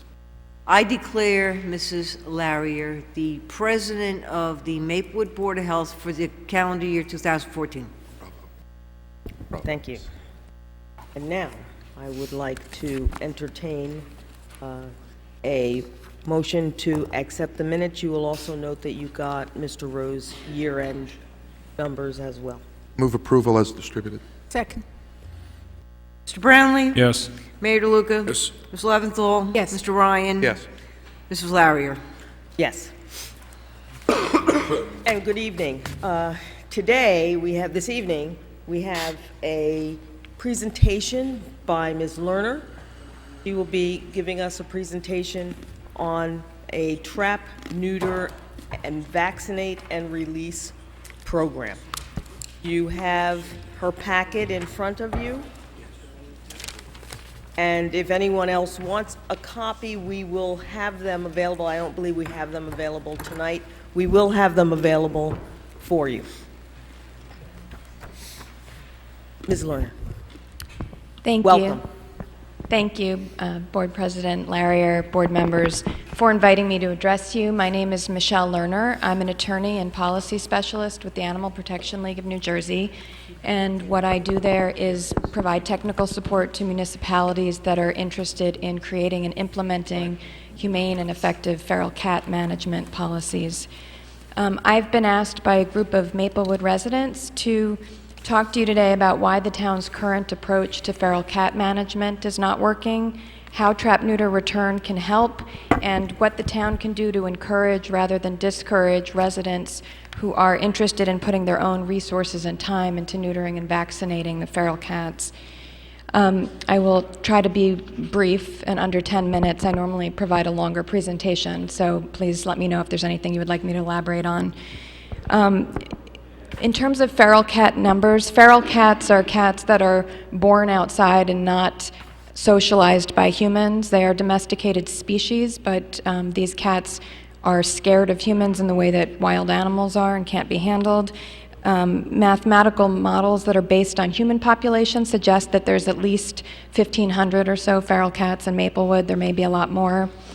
The current approach of Maplewood, which is the traditional approach for most towns for the last few decades of managing this population, involves some trap and remove for impoundment in response to complaints. In Maplewood, as everywhere else, this does not work to actually stabilize or reduce the population because it's impossible for animal control to remove a sufficient number of cats to get ahead of the reproductive curve, given the numbers and how prolific they are with reproduction. A past president of the National Animal Control Association, in an interview which is in your packet, calls this approach bailing the ocean with a thimble because it's so unable to actually address the numbers of cats. So in 2010, trying to address this, Maplewood passed a stricter feeding ban, increasing penalties on residents if they try to feed these cats. And I wanted to mention some data that I was given by the health department to look at whether this has worked. So in 2010, the year that this was enacted, the town impounded 36 cats and kittens in response to complaints. In 2011, the town impounded 41 cats and kittens.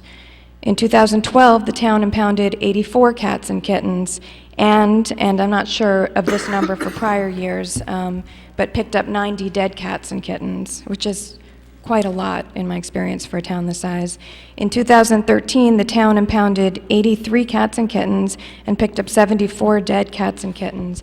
And of the ones who were impounded, 29 of them, including 22 kittens, were sick enough to require boarding at a vet's office at a cost of about $5,000. So from the data, the effects of the feeding ban seems to be that impoundments have more than doubled, and they're based on complaints. Costs have increased. In 2013, the number of cats, and mostly kittens, that were treated at a vet's office is almost as high as the total number impounded in 2010. I assume there's also additional fees for disposing of dead cats and kittens. Residents are reporting that there are increased numbers of kittens, which is also borne out through the data. A large portion of the 80-something cats and kittens that were impounded this year were kittens, and the reproducing cats and their kittens are likely not vaccinated, have never been vaccinated, so there's insufficient rabies control. So why this is happening despite a feeding ban. Cats still find food, they eat, and they continue to reproduce.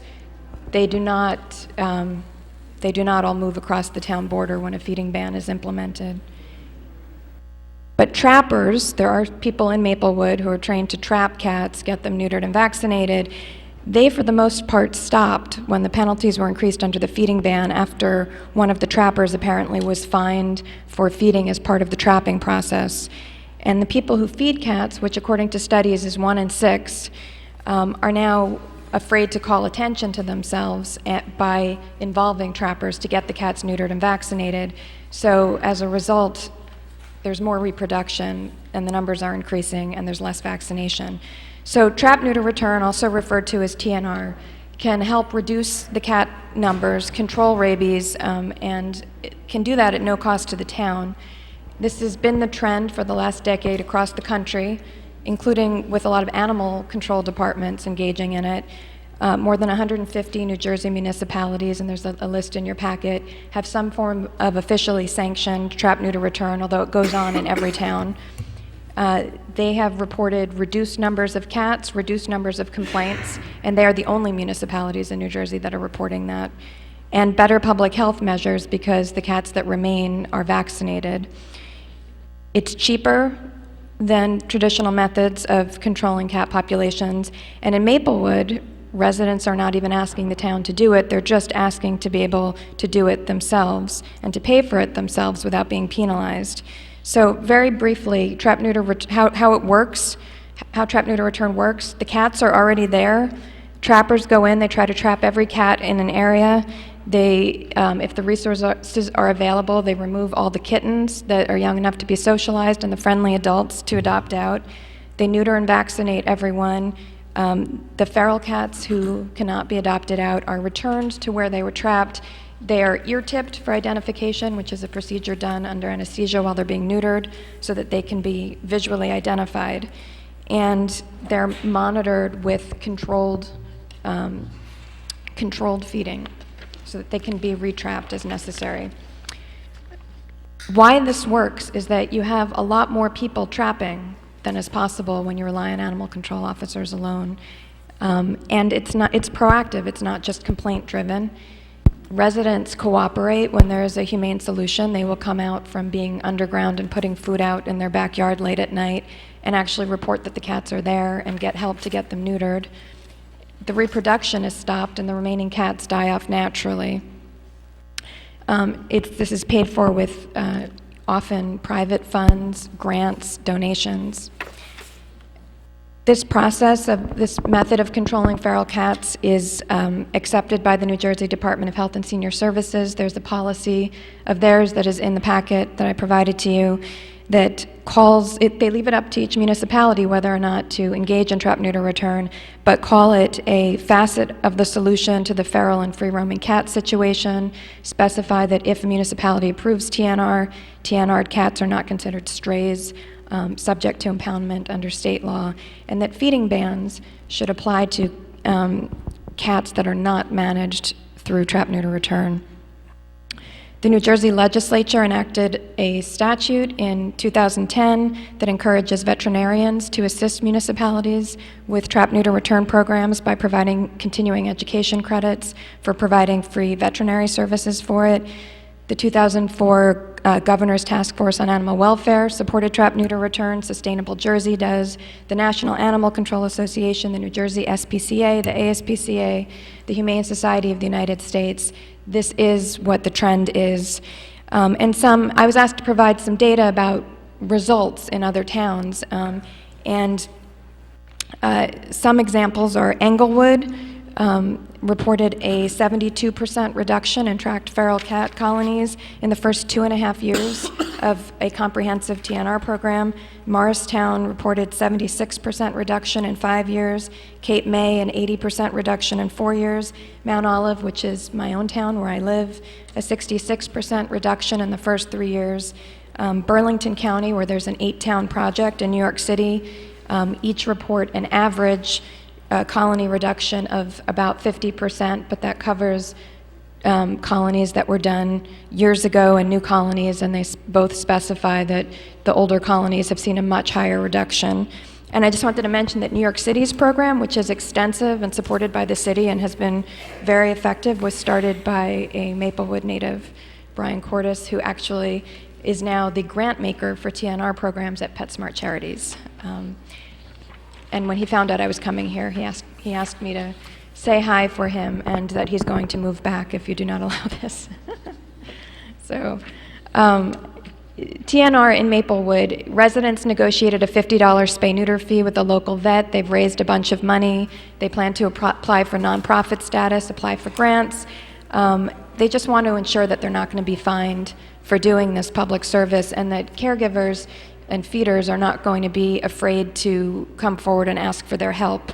So the two recommendations that I would make, one is to provide an exemption in the feeding ban for cats that are trapped, neuter, returned.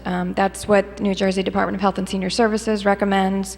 It's a carrot and stick approach. It still has penalties for feeding cats in an irresponsible manner and leading to procreation, but it also provides an encouragement that people will not be penalized if they do the responsible thing and get help getting the cats fixed and vaccinated. The other recommendation is to exempt TNR'd cats from individual licensing, which makes it very difficult to actually do trap, neuter, return. This is a specific recommendation from a Sustainable Jersey task force, which included the Department of Health and Senior Services and is also in your packet. There can be, if the town desires, there can be an alternate means of registering feral cats that are TNR'd. There are several sample feeding ban ordinances with exemptions in your packet, and one of them from Lodi also includes as part of that a registration process. So that's what I wanted to offer to you in terms of information. If you look in the packet, information about most of what I've mentioned is in there. Does anyone have any questions? Does anyone have any questions for Ms. Lerner? Mayor DeLuca. Yeah, I am very concerned about the return aspect of this, and that oftentimes, like in my house, I have six cats living there that aren't my cats, and there are people in my neighborhood that are feeding those cats, but they're ending up in my backyard. So if this was in place and my neighbor participated in this, those cats would still be in my backyard, correct? Well, first, I mean, as you've noticed, the cats are there now. Whether they would be there with the Trap, Neuter, Return project depends on whether they're actually feral. It also depends on whether they're neutered now. A lot of times when the cats are roaming onto different properties, it's because they're not neutered. Most of the nuisance-related behavior relates to the mating behavior of unneutered cats. Once cats are neutered, they tend to roam less. They also fight less. They reproduce, obviously, less.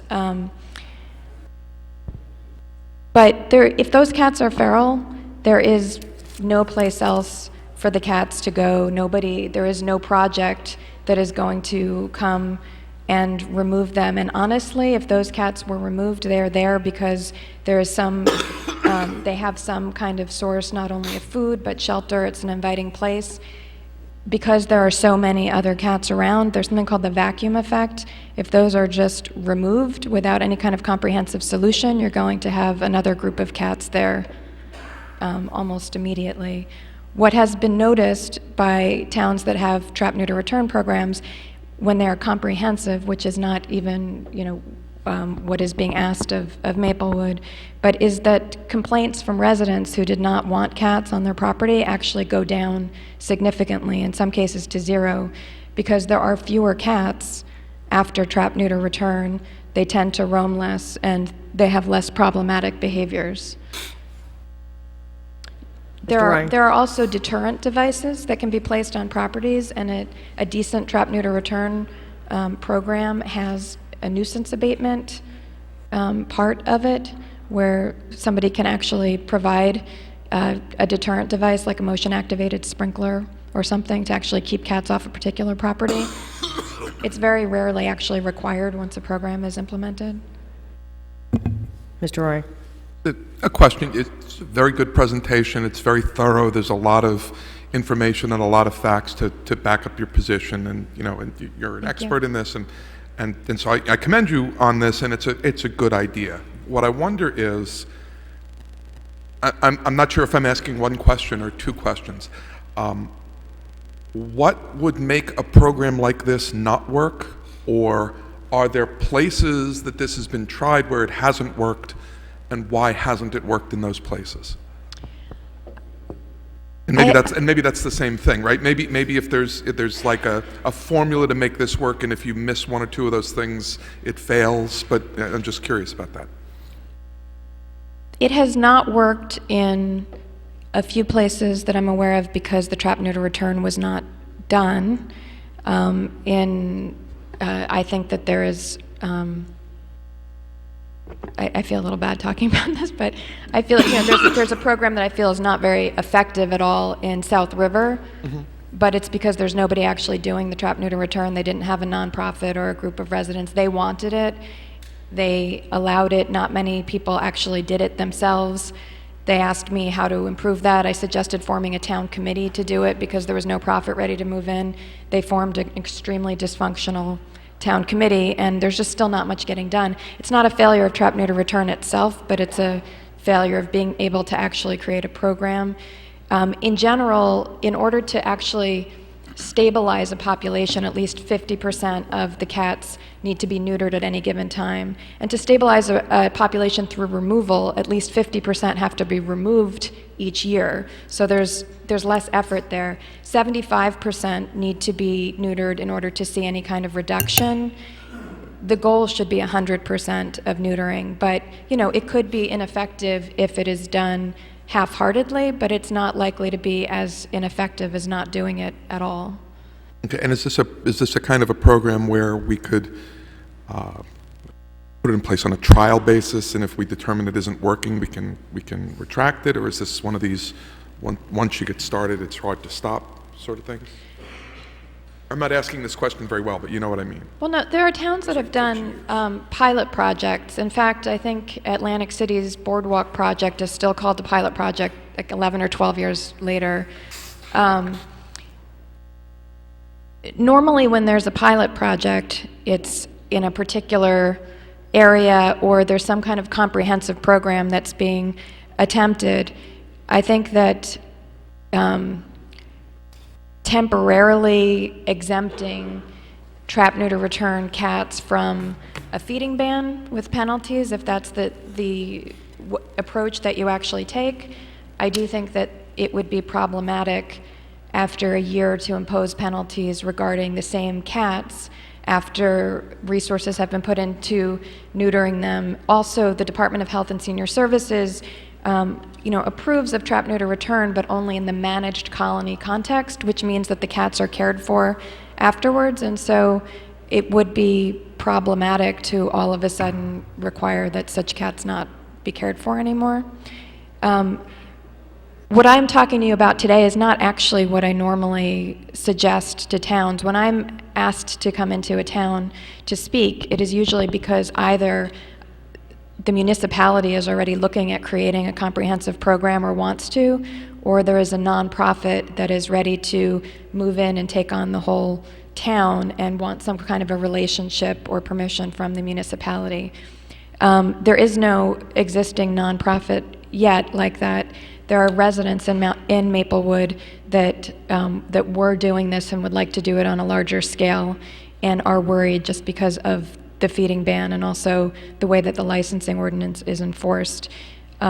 So the easiest step would be just to allow them to do that, but it's not the kind of comprehensive program that a lot of towns actually adopt, which is also a possibility, but a much larger process. I actually have a couple of questions, if you don't mind. I will. I noticed the list you gave us. These are the municipalities that have a program?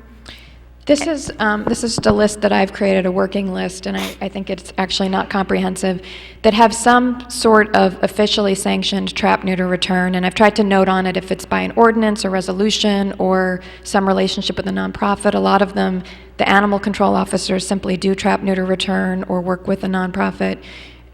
So it's a combination of different things that all involve of some kind of official sanction. There is trap, neuter, return going on, randomly throughout the state, but this includes places where the municipality has gotten involved to one degree or another. So then, that being the case, my question is, if indeed a township doesn't take it on themselves to do it, or to sanction it, or to fund it, and you do have residents sort of doing it themselves on a intermittent or catch-as-catch-can basis, my guess would be that the results from that would be quite a bit less, correct? Probably. It depends on, the model as to what works best and how PetSmart Charities funds things, and this has been developed over a period of time, is that going area by area is actually the most effective way to get this done, rather than a little bit here, a little bit there. PetSmart Charities likes to fund by zip code, and when it's a large city, or by a certain area of the town. So it's possible, if you have residents that are doing this and they do it comprehensively in their own neighborhoods, you will see a reduction in those neighborhoods, but not in the rest of the town. Yes, it's much more effective to have a comprehensive program where there is some kind of oversight entity, be it part of the town or a nonprofit, that actually coordinates trap, neuter, return throughout the town, gets resources for it, makes sure that it's done in a comprehensive manner. But this would be better than what's happening now. And you could potentially have that at some point, because the residents that are committed to this, that are involved in this, are interested in actually creating such a nonprofit. In my own town, in Mount Olive, it started with a few residents also, turned into a nonprofit, an ordinance, a relationship with the town, and there's a very comprehensive program now. Once you have residents sort of doing this on their own, how are they protected? Who is liable if something happens to them? And I guess I'm giving you all my questions so that we can get through it. Who's liable if something should happen to one of our residents who are trying to trap and neuter a feral or rabid cat? If a cat lives longer than 3 years, how does that cat get revaccinated? And then does that resident also, is that resident responsible for recatching that cat to revaccinate it? And then also, as far as lifting the sanction on TNR'd cats, if you put food down for a cat who's been neutered, I'm going to guess that a non-neutered cat knows how to eat that same food. How do you keep from, it'd be very difficult to keep sanctions on non-TNR'd cats just because they're TNR cats on the property. Okay, so those are all great questions. The revaccinating, which is the easiest to answer, is that cats can be retrapped for rabies boosters. In my town, I'm involved with the program in my town. We do it all the time. Some cats are difficult to retrap and take a huge amount of effort. I don't know that 100% rate of retrapping is going to happen, but a very high percentage of them can be retrapped for vaccination. In my town, we do prioritize that. In Mount Olive, to be honest, in most of the towns where there's a large number of cats, the towns have prioritized trying to get all of them neutered and vaccinated once before focusing on any kind of boostering. It's really up to the town. When you have individuals that are doing this on a smaller basis, it can be easier to require them to booster the particular cats that they're working with. In terms of liability, if there is a non-profit involved, it's a good idea for them to have liability insurance, although many TNR programs don't. You could require that. There are town committees that do this that are under the liability insurance of the town. if it's individuals doing it, whatever the problem is that would otherwise cause a liability issue, whoever that would normally fall on through negligence and whatever property it was on would still apply. That said, I have kept up to date and have had law students for a long time trying to research any kind of, in reported law, any kind of liability issues with feral cats, and the only things that have ever come up were in a town somewhere in the Midwest where there was a TNR ordinance and a TNR'd cat got into somebody's crawl space or something like that. There was no liability found for anyone. All reasonable efforts had been made to follow the ordinance. And in a non-TNR context, there was a cat that had bitten someone in Cambridge, Massachusetts years ago who was not TNR'd, who got away from the animal control officer before being tested or quarantined, and thus the person had to take rabies vaccinations, and there was no liability found in that case either. It's not something where there has been a lot to worry about, but the town should not be liable for the actions of an individual trying to do trap, neuter, return simply because those cats are exempted from a feeding ban. In terms of how you can tell which cats are actually eating food, I was actually thinking about this because most of the towns that have exemptions to a feeding ban for TNR'd cats have TNR guidelines also, like an actual trap, neuter, return ordinance, or in the case of Lodi, registration process. So if all you're doing is providing an exemption to the feeding ban, you could either require that caregivers register the cats in advance with proof of them being neutered and vaccinated, or have it as a defense to a warning or fine to feeding that the records for that cat be provided. Individual cats can be identified through photographs, or you could require microchipping, which is done in my town. Would that guarantee that no other cat is ever eating food? Probably not, but this is, there's no perfect world or answer with any of this. The idea is to try to get some handle on the situation that is already out there and have a process that encourages people to do the right and responsible thing and try to reduce the population and vaccinate the cats. But I think we have another question. Mr. Brownlee? Well, actually, you already asked half of the question because, again, I'm looking at it from an enforcement perspective, and I understand that there's people who will have registered to be able to do this, and then there are cats that will have had this done to them. And it just seems like it would be an enforcement nightmare to, monitor, or is this person registered, or, that person who lives adjacent to Mayor DeLuca, are they registered or not? And now, oh no, you're registered, you're not registered, oh, you fed this cat, you fed that cat. It just seems like it would get complicated after a while to try to sort all that out. Well, I mean, in trap... And I'm not really a question, I realize, but I'm just saying it seems like it would be, I don't know how you'd enforce it. It depends on what you actually wanted to do in terms of registration. I mean, there's about 50 municipalities that have trap, neuter, return ordinances of some sort, and most of them require registration, either with the town or with a nonprofit of the caregivers. There's usually not many issues. The idea is that if there is any issue at all, it can be traceable to the person that is supposed to be doing what they're supposed to do in terms of taking care of the problem or not doing what they're not supposed to be doing.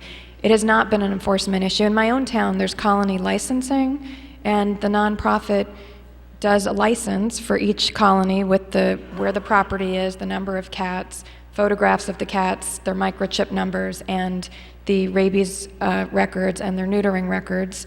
And that's updated every year through animal control. It's not a very big administrative problem. I don't actually think in this case something like that would be necessary, although I think it would be more thorough. I think that if you had something in the ordinance that, like South River's has that the first warning is to, if the cats are not TNR'd, is to get them TNR'd and to get in contact with a group that can help them to do that within 30 days and to start the process. And after that, there's penalties if people don't follow up on it. You could simply have something like that in the ordinance and have it be a defense or up to the person to prove that the cats that they've been accused of feeding are trapped, neuter, return, to provide the records. It's really about incentives. Right now, I don't know how many fines have been given out, but I can tell you, because it's the case everywhere, and because of what's happening, the feeding ban already isn't being enforced very well, because it can't be. I mean, who enforces the feeding ban? Sanitation inspectors, animal control officer, how many people are there doing that? Ms. Lerner, we're actually a little bit out of time. I'm going to take one more question. No, my question is, I think we're out of time and we're done. Why don't we move forward? Right. What I would like to do, and I'm just on point of order because I'm not entirely sure, I think I would like to put this on as a discussion for later. Now that you've given us our information, I'd like to take it home, chew on it a little bit, no pun intended, and come back to another, not necessarily you, but come back to another. Yes, Mr. Ryan. I disagree. I mean, we've had a bunch of people who come forward who think they want to do this. They think that in order to do this, they need us to relax our existing ordinances. We have some expert testimony that says you need to relax the ordinances. There's evidence that this works better than what we're doing now. What's to discuss? Why don't we draft a proposed ordinance and discuss that? We could do that. I mean, I think we need more discussion. I'm not entirely sure that I'm convinced. Well, I mean, So- I would rather have, like the bones of an ordinance to discuss rather than, chase catnip around. Ms. Levithal. Well, I just think I would want our health officer involved in the discussion. I think we need a discussion, and there are ordinances that sample ordinances now. And I can be available over email or, to provide additional materials, answer questions, provide you with contacts for municipal officials in other towns if you would like help with drafting language. If you do use the Lodi ordinance as a model, there's a particular outdated provision that I would like to be able to address. All right. Well, thank you. Thank you very much. Thank you.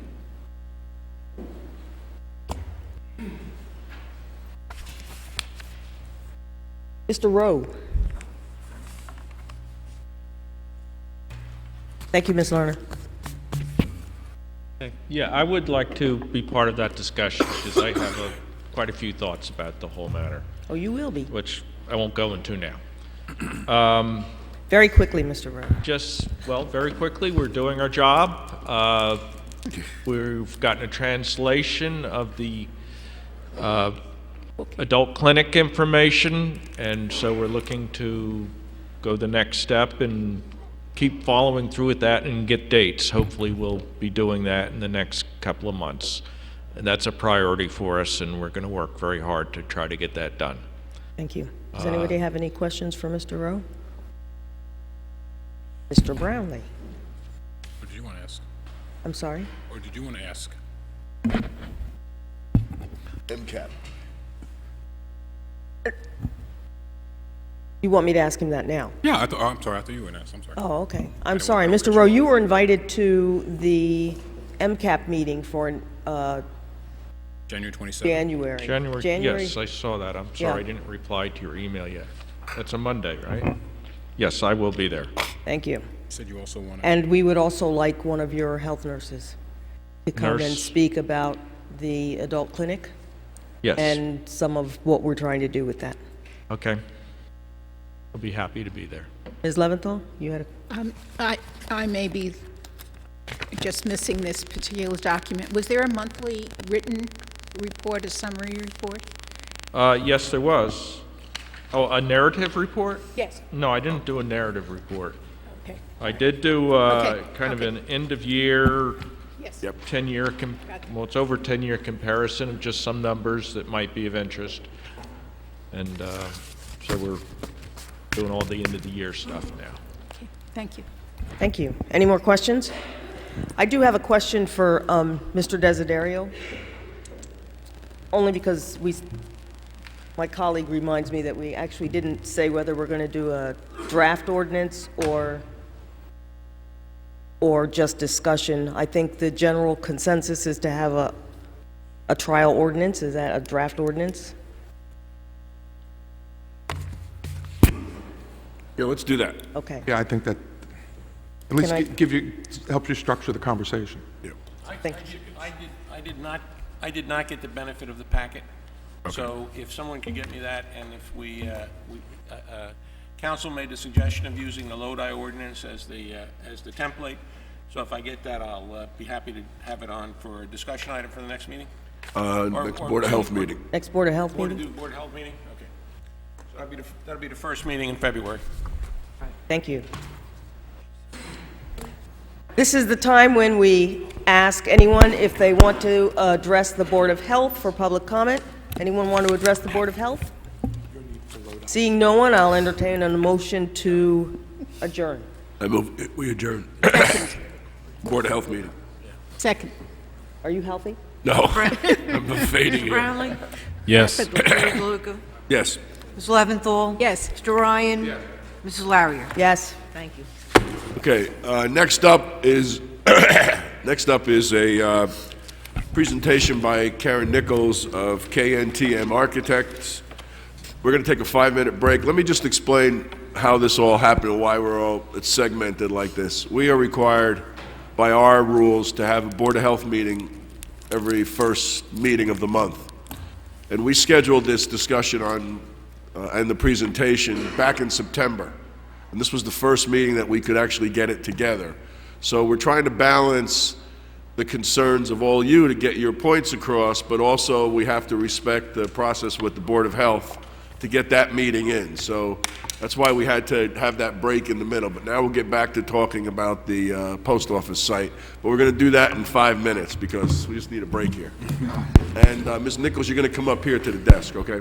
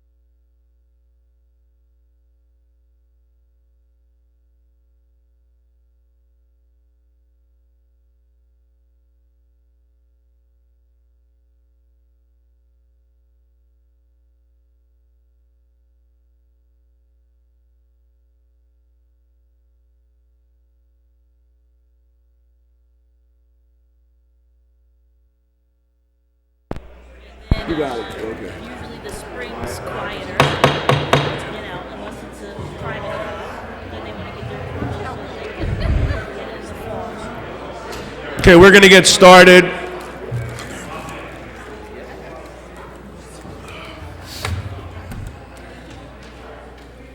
Okay, thank you very much. Now we're going to hear from Karen Nichols, who's an architect with KNTM Architects on the Post Office redevelopment project. Welcome, Ms. Nichols. Thank you.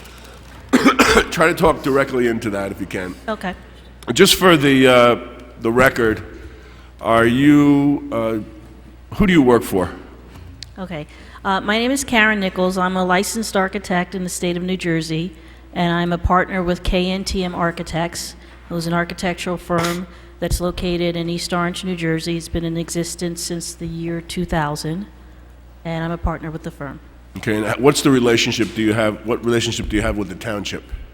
My firm, KNTM Architects, was commissioned by the township to provide an independent review of these submissions and present our findings and review based on a design professional as an architect of what was submitted. And do you have any relationship with any of the 3 firms that were in the final round? We do not have any relationship with any of the 3 developers that were advanced to the final round, nor do we have any relationship with the architects that were submitted with the developers. Okay, thank you. You're welcome. And you've submitted a report to us, and you are to share that information publicly and give us a recommendation. Yes. Okay. Okay. Thank you. Thank you. Like I said, KNTM was commissioned by the township to do a review of the 8 submissions that were submitted. We came on board at a point in the project where 3 of the submissions were shortlisted to move forward, yet we did review all 8 submissions as well as all the supporting documents that went along with the overall project. As a part of our review, we reviewed such documents prior to looking at the submissions, including Rethink Maplewood, the Post Office Redevelopment Plan, Columbia University Design Lab Study, the results of the Maplewood community meetings that were conducted in February of 2012 and January of 2012. We looked at the Master Plan Reexamination Report, the Post Office Rehab Study, as well as the overall Master Plan, parking studies, and then also the request for qualifications that were submitted and the request for proposals. After reviewing all of those documents independently of the actual submittals, we received and looked at all 8 of the submittals that were submitted. In reviewing those, we evaluated them and looked at them based on the criteria that was discussed in the RFQ package, and we developed an outline of comments in relation to everything that we reviewed. We've submitted a report that's dated January 6th. That's about 5 pages, and it has attachments to that as well. And in this document, we go over all of our review of all of those 8 proposals, and more specifically in depth into the 3 which were shortlisted. When you look at the report, the first page of the report has a table that has a general synopsis of the information that we reviewed, such as the project parameters.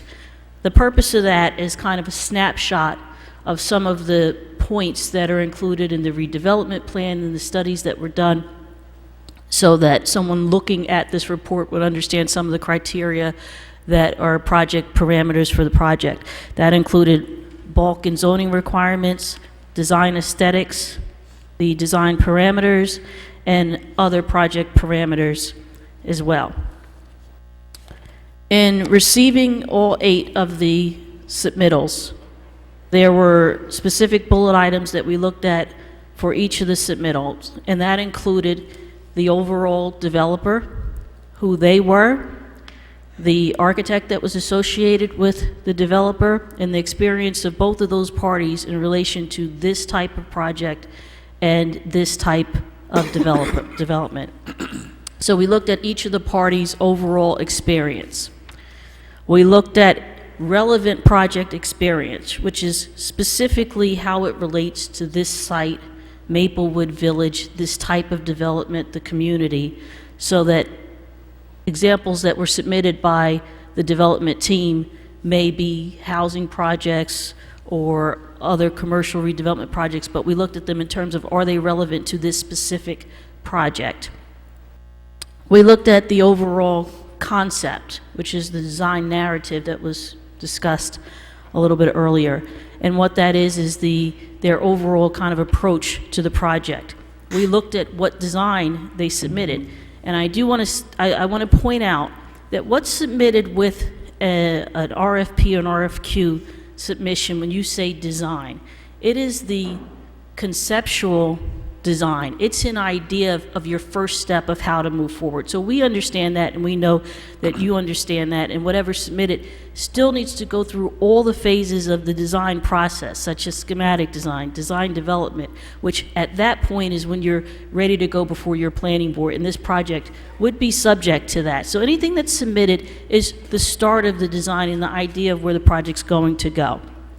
We looked at how they addressed or did not address the King's Supermarket and any retail components, the incorporation of Recolton Square, parking issues, traffic issues, affordability, as well as LEED, which encompasses environmental concerns, green design, and things of that parameter. So as you all will receive, or should have received, our report, you'll see a chart that outlines each of these items, and in the appendix, the chart outlines the same thing for the 5 which were not shortlisted. So with that, I'll move on to the 3 which were shortlisted in our overall recommendation. The 3 firms that were shortlisted, once we conducted our review, we set in an interview process with each of these 3 firms, which were L&M Developers, Wood Montgomery, and Wanko Realty as the 3rd development team. At that time, each of the developers and architects gave presentations in terms of their vision and overall concept for the site, as well as their project experience, their specific team members who would lead the team, all of their resumes, and budget, things of that nature. In looking at each of these interviews and going in each of the design criteria I discussed, we concluded, we have a summary that concludes each of these submissions. Overall, the 3 that were shortlisted, we had Wanko Realty, and my basic conclusion from Wanko Realty was, although the initial, we received a response to the RFQ and the RFP, and then we had the interviews, some of the initial submissions appeared not as strong as some of the other submissions, but with subsequent work, the developer submitted a stronger design concept. The overall plan and the elements, although it may have had some quirks, it was responsive to the program and could be amended to meet the design intent. Yet, that specific concept was more conducive to a standalone pad type building, and it wasn't reflective of the intent of the redevelopment plan and to really incorporate into the Maplewood Village. And then there were also some comments that you'll see noted in my report in terms of the extent of experience of the overall developer in a mixed-use project like this. And I had some concerns in terms of, although they exhibited extensive experience in more commercial retail office type developments, I had some concerns in terms of mixed use managing development of a project like this. We also had Murray Woodmont, who overall came in and did a presentation for the overall, for the short list. And at that time, I felt that based on experience from some of the team members that was not related to this type of development, such as new construction or mixed-use experience, our recommendation in that case is that the Murray Woodmont was not on the same level as some of the other submissions, and we did not feel comfortable recommending further consideration. So I'll go into the L&M submission, and I'll go into that a little bit more in detail. The L&M submission, which ultimately we do recommend that you consider L&M Garden State developers for redevelopment for this project, we felt was the most comprehensive and responsive submission to the RFP. On page 2 of our report, you'll see specific outlines where the first chart indicates responses after the RFQ portion, and the second chart indicates responses, further updates after the presentations in the RFP. We felt that the developer L&M was well established as a mixed-use and residential developer. They had over 30 years of experience and over 12,000 units. We felt that the architect that they were proposing to use, Buyer Blinder Bell, was also a very well-established firm and well-documented with their experience in mixed-use and residential experience. So overall, the experience of the team, we felt we rated as having significant experience. In terms of relevant project experience, each of the projects that they submitted for reference, we felt were relevant to this project. They were mixed-use projects. They were on a scale of this type of project, and it was clearly exhibited that they had designed, built, and managed projects of this size, scale, and character. And it's important to have an example of that that's built and up and running in your package, and we felt that that was significantly documented in their package. In terms of their overall concept, in terms of the idea and narrative, their narrative did exhibit an understanding of the village and the project intent. And when we looked at the conceptual designs that were submitted with the package, and like I said, we look at them with the understanding that they have a limited amount of time to put together a response to this proposal. So what we're looking at is not your final, this is your building, this is your design, this is what you get. It's really to show how you're starting this process and the overall intent of how the developer intends to move forward with you, the township. My initial concept, my initial response to their initial design was that I felt that it was a good overall plan and design, but it still needed to be continued to develop, to work on breaking down the mass of the building from their initial submission. Breaking down the mass of the upper levels, getting more into the architectural design. The site plan provided an open rear connection at the rear to link the train station, Recolton Square, this new development site, as well as the south lot.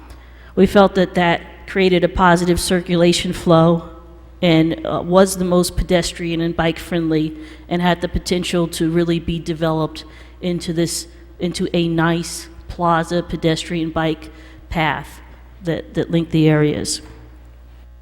In terms of their incorporation or concept to address a supermarket going into the site with King's, we felt that the relocation that they're proposed having King's at the sub-grade level was the most ideal location, and it was a strong concept.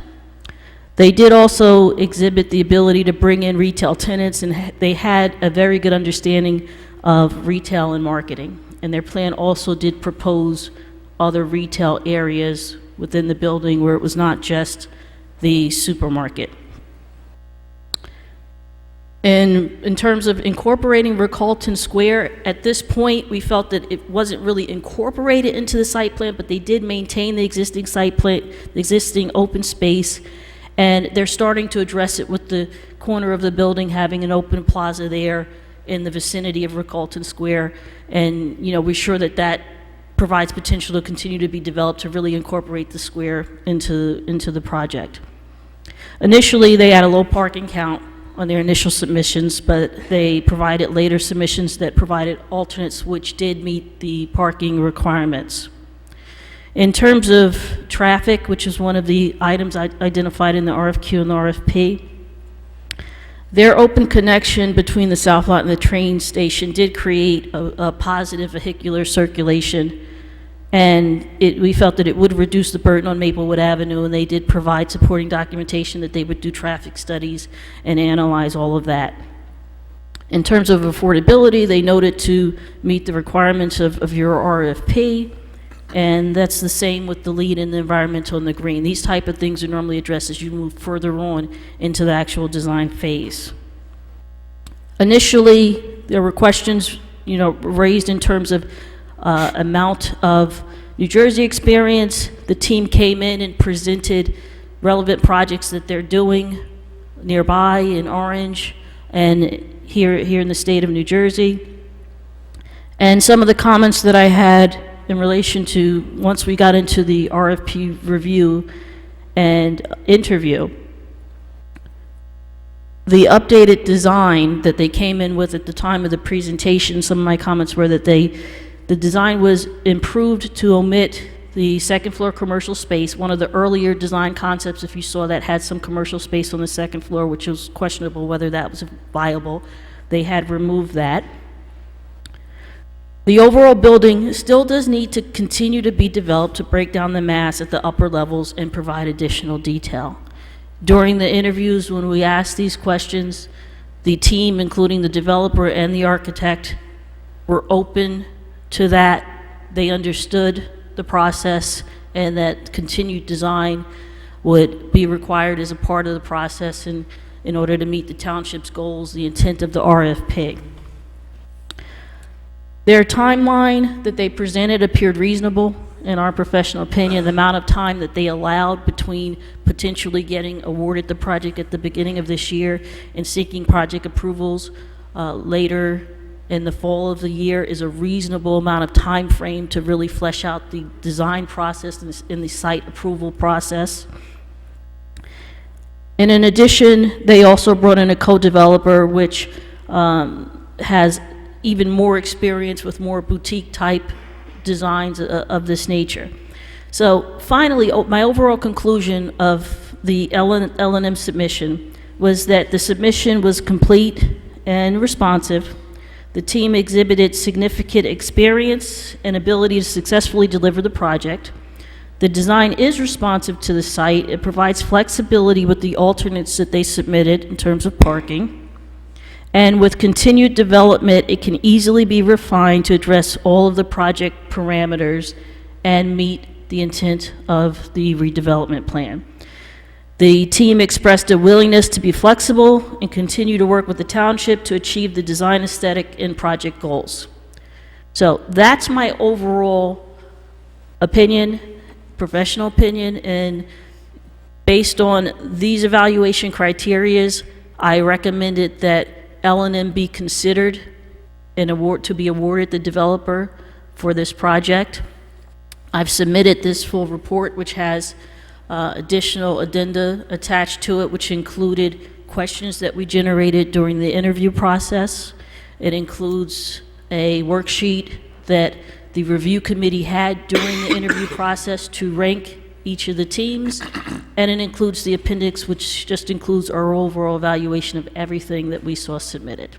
So with that, like I said, I would recommend L&M and their team that they presented for this project.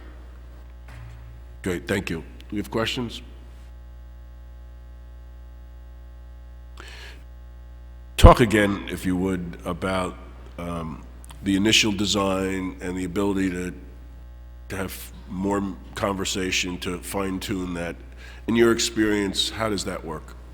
Generally, when you respond to an RFP and you include drawings that may include renderings, floor plans, site plans, that's that's during your conceptual phase. You don't necessarily have all of your engineers on board. You haven't had the opportunity to meet with the planning professionals in the township. You haven't necessarily had all of the opportunity to meet with the community and get all of their input.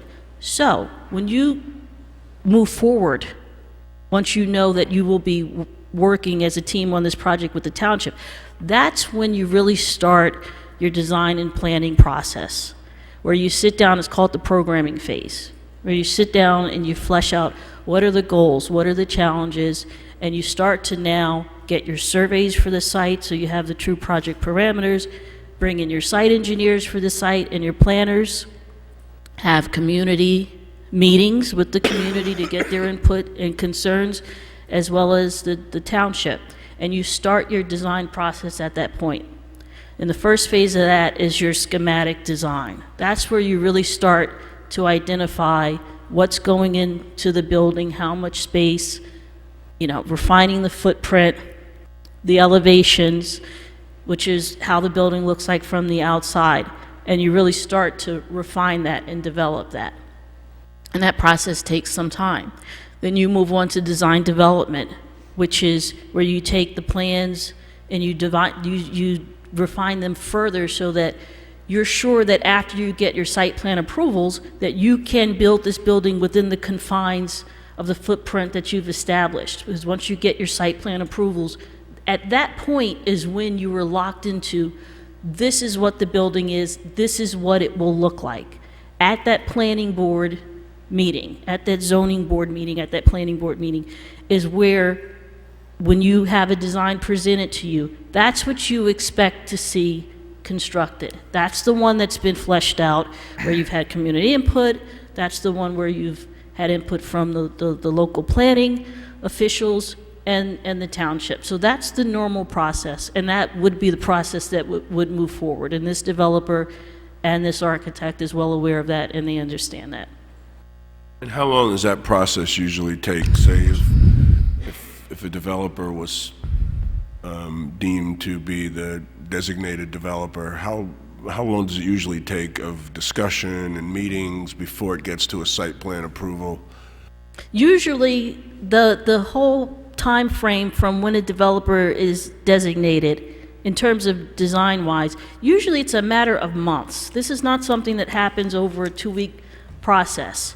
Usually there's a good 6-month or more duration that you've had, where you've had notifications of meetings, had the community come out, and there's a whole iteration of different design alternatives that are going to be presented to you. When you move forward, you're not going to just be presented with, this is your plan, and now we're going to, go build it. This is an option that shows the benefits of doing it this way. This is another option. Generally, the architect presents different iterations, gets comments, gets feedback, goes back and does other designs. So usually during the purpose during the conceptual plan is to show that you have the capability to address the needs of this project, to show that you have the experience to understand planning and understand design. When you get to schematic design, usually there's at least usually 3 different meetings, iteration that goes on during that phase, at least 3 that happen at that point, so that everyone is on consensus with the design that they have in terms of the aesthetics, how the building looks, the functions, how much space you're providing, all of that. When you move on to design development, that's a little bit more internal, where the architect is working with their engineers and really refining things so that when they sit before planning board, they know that they can move forward once they get their approvals. But in my experience, usually a project of this type, there are usually at least 3 different iterations of meetings and presentations that happen between the development team and the community and the township. And I would assume that bringing these professionals on is costly for the developer. One of the questions is, why do we have to designate a developer now before we know the final plan? Correct. When you're submitting for even submitting for the RFP and RFQ takes time, effort, and work on behalf of the architects and the developer. So in order to get into the design of the building, you need to have some type of contractual relationship to show intent that you do intend to move forward with them, because at that point you are now doing what we call pre-development, and pre-development fees and architect's fees and engineering fees. The developer will have to hire a civil engineering firm to go out and do surveys of the property. Usually that same site civil firm will do the traffic studies for the property. So all of those professional fees will be incurred. The architect will start their schematic design for the project. All of those fees will be incurred. And usually, prior to going before planning board, you're usually, 40% at least into your professional fees by that point. So in order to get any professionals, architects, engineers, to move forward with actually doing design, you need some form of a commitment. This is about the level everyone will go to. What they've done so far is the extent of how far they will go before they have any type of commitment. Questions? Okay, do you have anything else you'd like to? No, I did not. No. Not the way it works, John. Thank you. You're welcome. Mr. Desiderio, under the redevelopment laws of New Jersey, what is this status? What is this resolution that we're entertaining tonight? What does it do? Why do we need to do this if we do? Well, under the redevelopment laws, this gives you the option. Can you use that mic, because your mic doesn't cut it?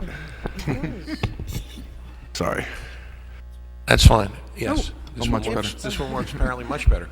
What this resolution really does is to enter into an escrow agreement with, in this instance, L&M Garden State, for the purposes of negotiating a redevelopment agreement.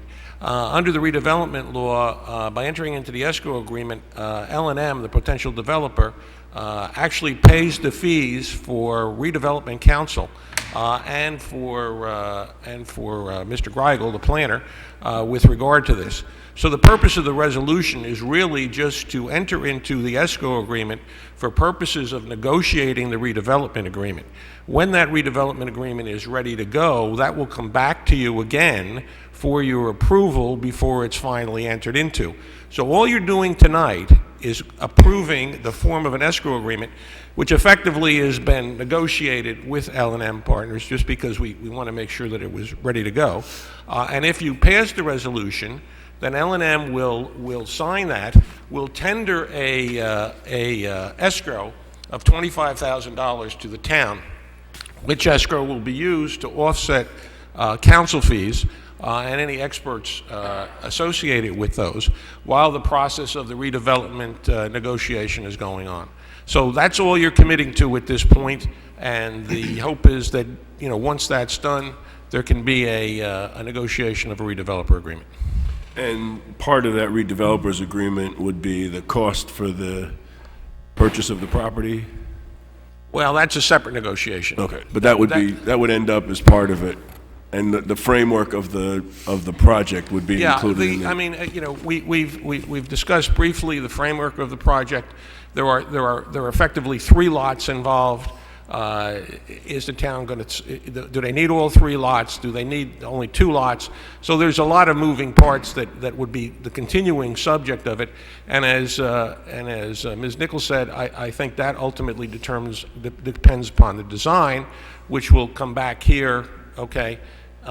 Be reviewed by the governing body and the like. So, but all this resolution does tonight is to enter into an escrow agreement and to authorize council to move forward with the negotiation of a redeveloper agreement. Now, the negotiations that you were just referencing now about the purchase and about the any subdivision of lots and things like that, that would also take some resolution on our part to begin negotiations. That would take this resolution. I mean, without this resolution, what standing do we have to? You don't have any, and it would be impractical to negotiate with L&M and incur fees when, in fact, if you enter into the escrow agreement, they're going to pay the fees. So that's really been, and there is nothing else. No, there's nothing final that can occur unless it comes back to the governing body for additional decision making. And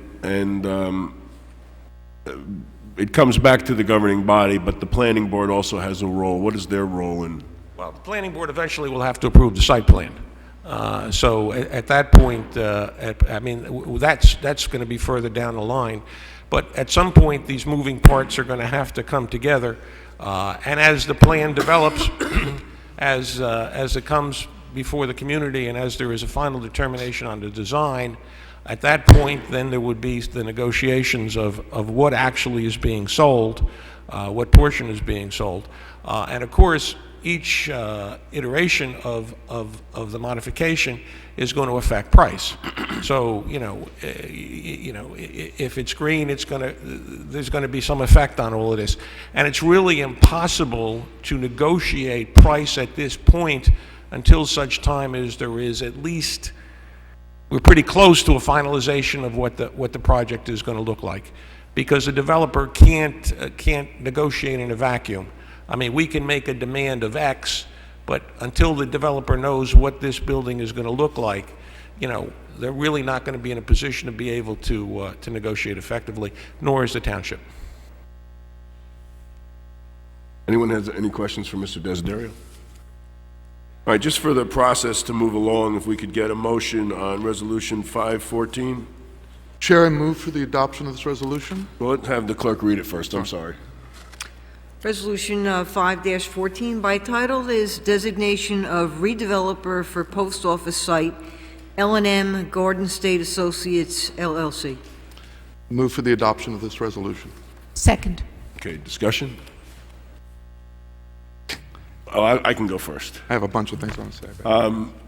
First, I want to thank everybody for coming out tonight, because I know it's a cold night and there's time that you have to take away from your family and your private life to come here. But this is, as many of you said, this is a very important project, piece of property. I would agree with those of you that said that this is the most important piece of property in Maplewood. And certainly, listening to some of you, in particular, I don't see her here anymore, Ms. Zacharias, talking about concerns about making a mistake. We have those same concerns here. We're very aware of how important this project is and that there is no room for a mistake. And I guess the one thing I would say to you is that this has been a very long conversation, but the conversation is not over tonight. We have been, I don't see Norm here anymore, but he asked about the post office. We have letters dating back to 1997 from the township informing the post office that we want them to move, and that we were not going to renew the lease in 2014 or 2013 because we wanted to do something of a higher use there than the post office, which is effectively a postal factory, the sorting and the mail handling, which is not necessarily your best use in the downtown area. So this has been a long process. We also have looked at our master plan and our reevaluation of the master plan over the last 10 years, and keeping a supermarket in downtown Maplewood is one of the top priorities. And we have one now, and they've reached out to us and said that if everything works, and I've read on Maplewood Online and Patch and all this that the Kings people say it's not a done deal, or it's not a done deal. But if everything works, that's where they want to go. They want to go to a bigger facility so that they can stay in Maplewood. They're not looking to leave, but they have a 17, I think it's, well, maybe now it's about 15 more years on that building. And they're well aware, Mr. Christensen, you communicated with us your concern about what would go into that building, and we've been talking to Kings. It's covered under the current zoning, so there's certain things that can't go there and certain things that can, and we want to work with them to make sure that it's a seamless transition if in fact they can work with this developer to relocate across the street. As you heard from our expert attorney, the plan that we saw is not perfect by far. But it's all relative. We first received proposals from 8 firms, shrunk that down to 3, and then effectively shrunk it down to 2. We went back to 2 of the 3 and said, give us another plan, and we pushed back our deadline a week because we wanted to get some more information. But of those 8, this was the best plan, and we think those of us who are sitting on the Economic Development Committee think it's the plan that is most in tune with Maplewood Village and what we're trying to achieve. There is a lot of conversation that has to go from this day forward. But we really, the way the law works is unless, really the economics of it, the way this works is unless we give an indication by our vote that we want to partner with this developer to do something there, no one's serious. We're not serious, they're not going to spend the money. And so we need to take this step so that we can get to this next phase, which will include a lot more input. We can make more stuff public now because there's less proprietary rights. This is what we're doing. It's not competitive anymore. Part of it is, cannibalizing each other's proposals that were before. So we're very sensitive to a lot of needs here. So I look at this as the beginning of the next phase, which is having a more focused, detailed conversation to get this to a project that we can all say is a good project. Now, if you don't want a building there, then we're not going to satisfy you. Because the plan here, we spent a long time writing the plan, and the plan was adopted here, and it does call for a new building there. It calls for the post office to leave and a new building there. So that's what the plan calls for. But the most important thing is, what's that building going to look like, and what's it going to do to the village? How it's going to impact the flow of traffic, the flow of pedestrians? Is it going to bring people there? Are we going to provide enough parking and amenities to satisfy the new people that would come here and not chase away the people who come here now? All those things that were said tonight are absolutely on the front burner of every conversation that we have. Because we're all thinking the same thing. We don't want to mess it up. But it's our responsibility as stewards of the town to try to figure out how to keep moving forward. And we think that this at least gives us an opportunity to have a conversation about doing that. So this resolution's important tonight. We're not talking about doing a transit village. Transit village is a very intensive development. We're not talking about doing hundreds of units of housing there. We may go back and say we want to cut this and cut that, and we're going to do a lot of negotiation. But until we move forward tonight, we're not going to be able to do those conversations with this developer or any other developer. And honestly, I don't think postponing the vote tonight is helpful for anyone. The other thing I want to say about L&M is that in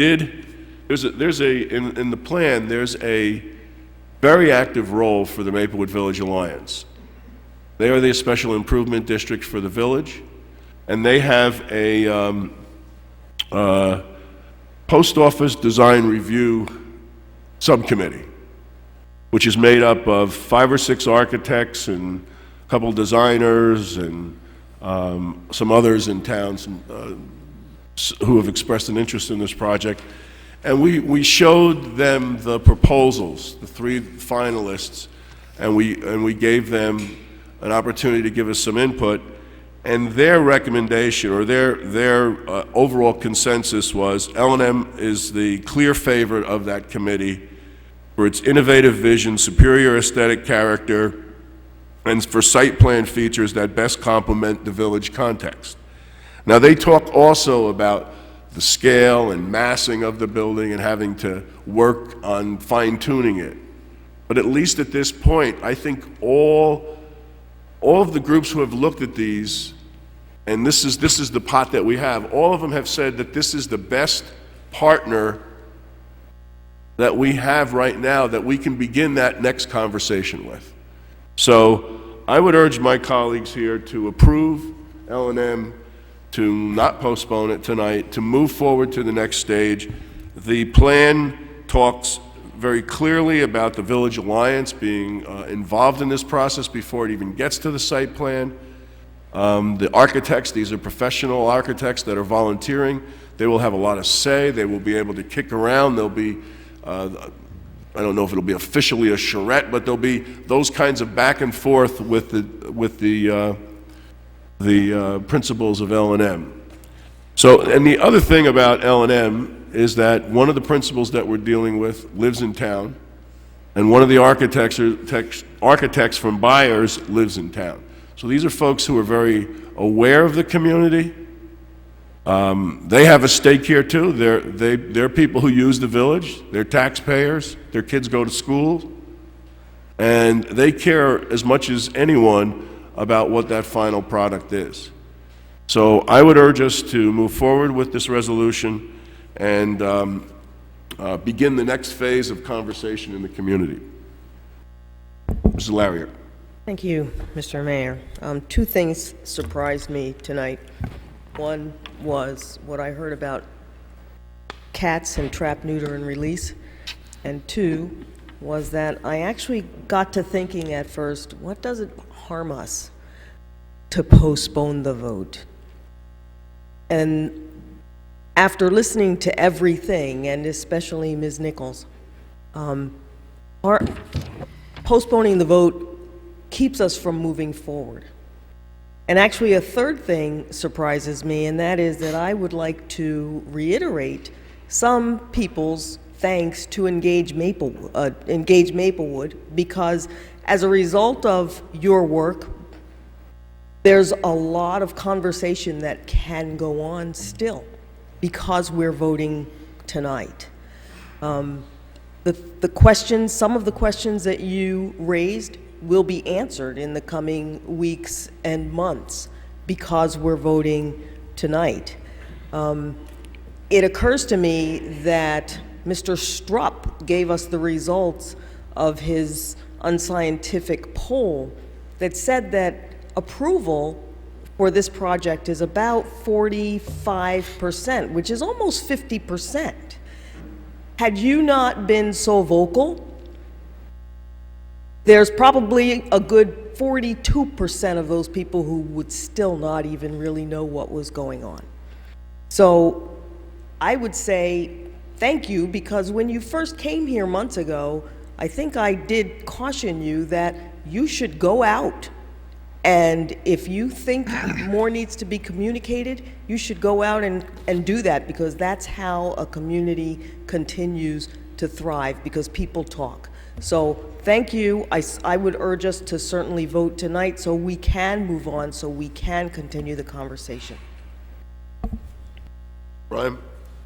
Thanks, Mayor. I have a bunch of comments I'd like to make. First, thanks to everybody who took the time to come out in this brutal cold and be heard and to listen to these discussions.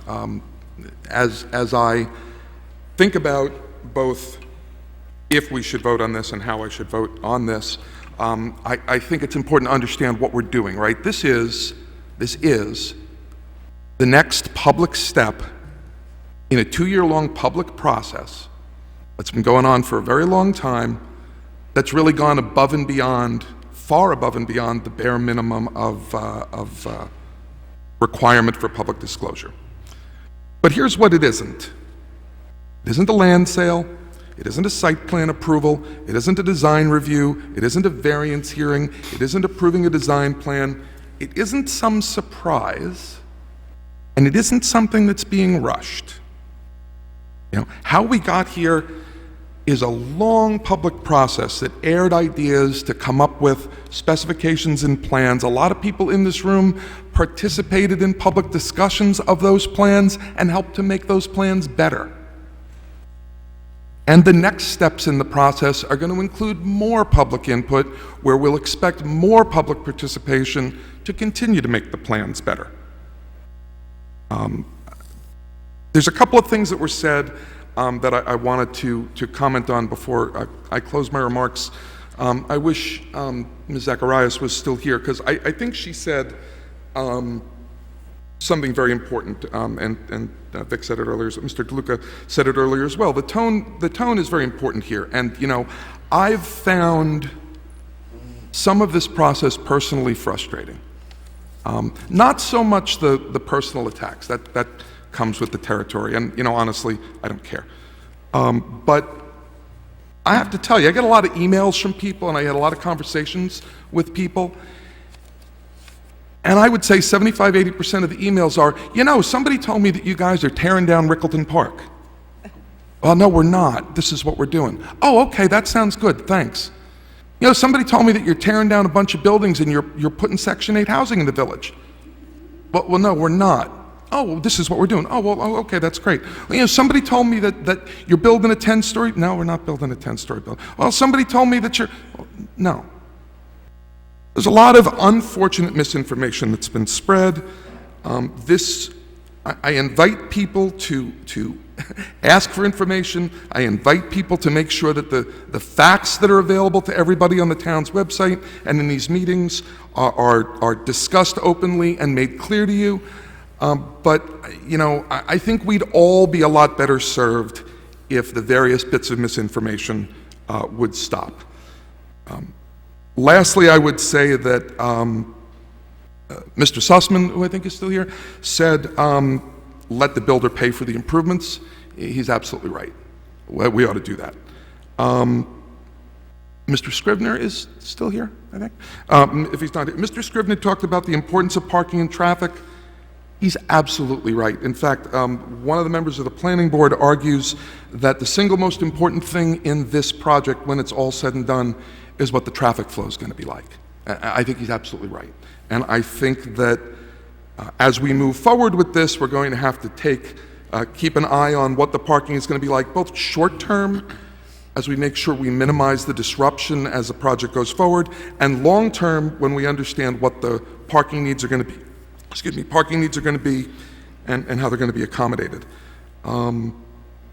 So I probably have talked longer than I ought to have. I think that this has been a healthy,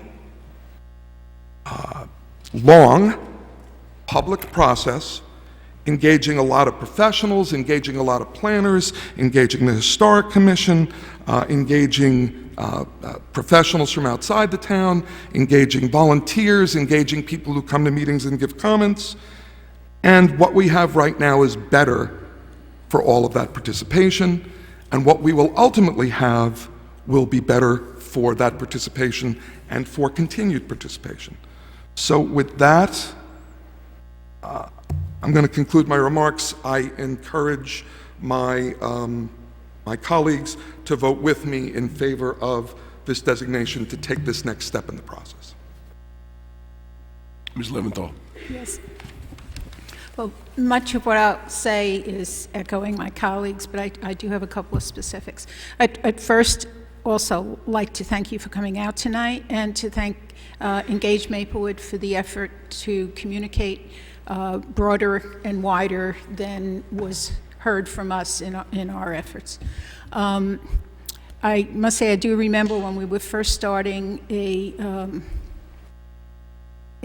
designation that this area was in need of redevelopment. I asked that we have an extra community meeting. We were already going beyond, but I asked for a third community meeting, and that, I believe, is the kind of thing, along with the efforts that you've made, that keep the dialogue going, where we had merchants coming, neighbors coming, just community people, broadly from the community coming to those sessions, and you did see the feedback incorporated into the plan. That's all the very beginning. We're now getting into the real guts of it, and this has been, I truly believe, an open process, and it will continue to be an open process. We have to look at the big picture, and you've done that, we've certainly done it, and I think that's what L&M is giving us. They have looked at the village, they have looked at the previous input and reports. They have the village as a concern. They're looking at Maplewood. They're not just looking to put a building, whether it's a building that they have stashed in drawings already in the drawer or not. Some of the companies came to us looking at a building And that's not where we're at. I particularly ask my colleagues to vote to move ahead because that is the only way we can move ahead. But I like L&M because they are flexible. They do have mixed-use experience. They were innovative in traffic, walking, and biking aspects of the project. They've maintained rentals. They have a relationship with New Jersey Transit. I'm just going down my own list. They are committed to Maplewood, and they were flexible. When we asked questions in their presentations, they thought those through, and they responded at the time, educating us or adding to what we were thinking possibly. And then they went back and they even presented something a little bit different. So we know that flexibility is there, and that is a key as we move into the next steps. And it was key for myself being in favor of having them as our redeveloper. So again, I thank you and look forward to working together as we move along for this very important project. Okay. Anything else? Just want to tell you that Ms. Nichols' report is on our website, Township's website. If anyone would like to access it, you can access it there. Okay. Call the roll. Mr. Brownlee? Yes. Mrs. Larrier? Yes. Ms. Leventhal? Yes. Mr. Ryan? Yes. Mayor DeLuca? Yes. Okay, we have Resolution 614. Item number 10, resolution number 6-14 is designating a redeveloper for PSE&G site, which is Park Place at Maplewood LLC. Mr. Chair, I move for the adoption of this resolution. Second. Mr. Desiderio, this resolution? Mayor, this resolution is similar to the prior resolution. There have been discussions with Park Place at Maplewood with regard to the PSE&G site, which is located on Boyden Avenue. The developer here is also related to the developer for the Walgreens site. Again, this is the same situation where there's been a discussion with regard to an escrow agreement, and this will again give our redevelopment council the ability to continue to negotiate with this one. Certainly the township does not own this piece of property. This is a separate situation, but the township will, by virtue of the fact that this has been designated as a redevelopment site, give the township the ability to control what goes in there and the like. So redevelopment plans previously been passed, and assuming that the governing body entertains this resolution, then the negotiations will move forward. Any comments? Please call the roll. Mr. Brownlee? Yes. Mrs. Larrier? Yes. Ms. Leventhal? Yes. Mr. Ryan? Yes. Mayor DeLuca? Yes. We have a public hearing, consideration of funding. Yes. Thank you. You're welcome to stay if you want, but... Okay. Funding available from Essex County Community Development Block Grant Program. Who's doing this? This De Palma? You did lose your crowd. You should have circulated the list before. Don't take it No personal. explanation. Don't take it personal. That's it. You can go out in the hall. Yeah, I will. Would you get a little closer to the microphone, please, Mr. Palmer? Good evening. Thank you. The township just applied, Tom Malavasi and I, the township engineer, just wrote a grant to the Community Development Block Program for funding which flows through them, through Essex County from HUD.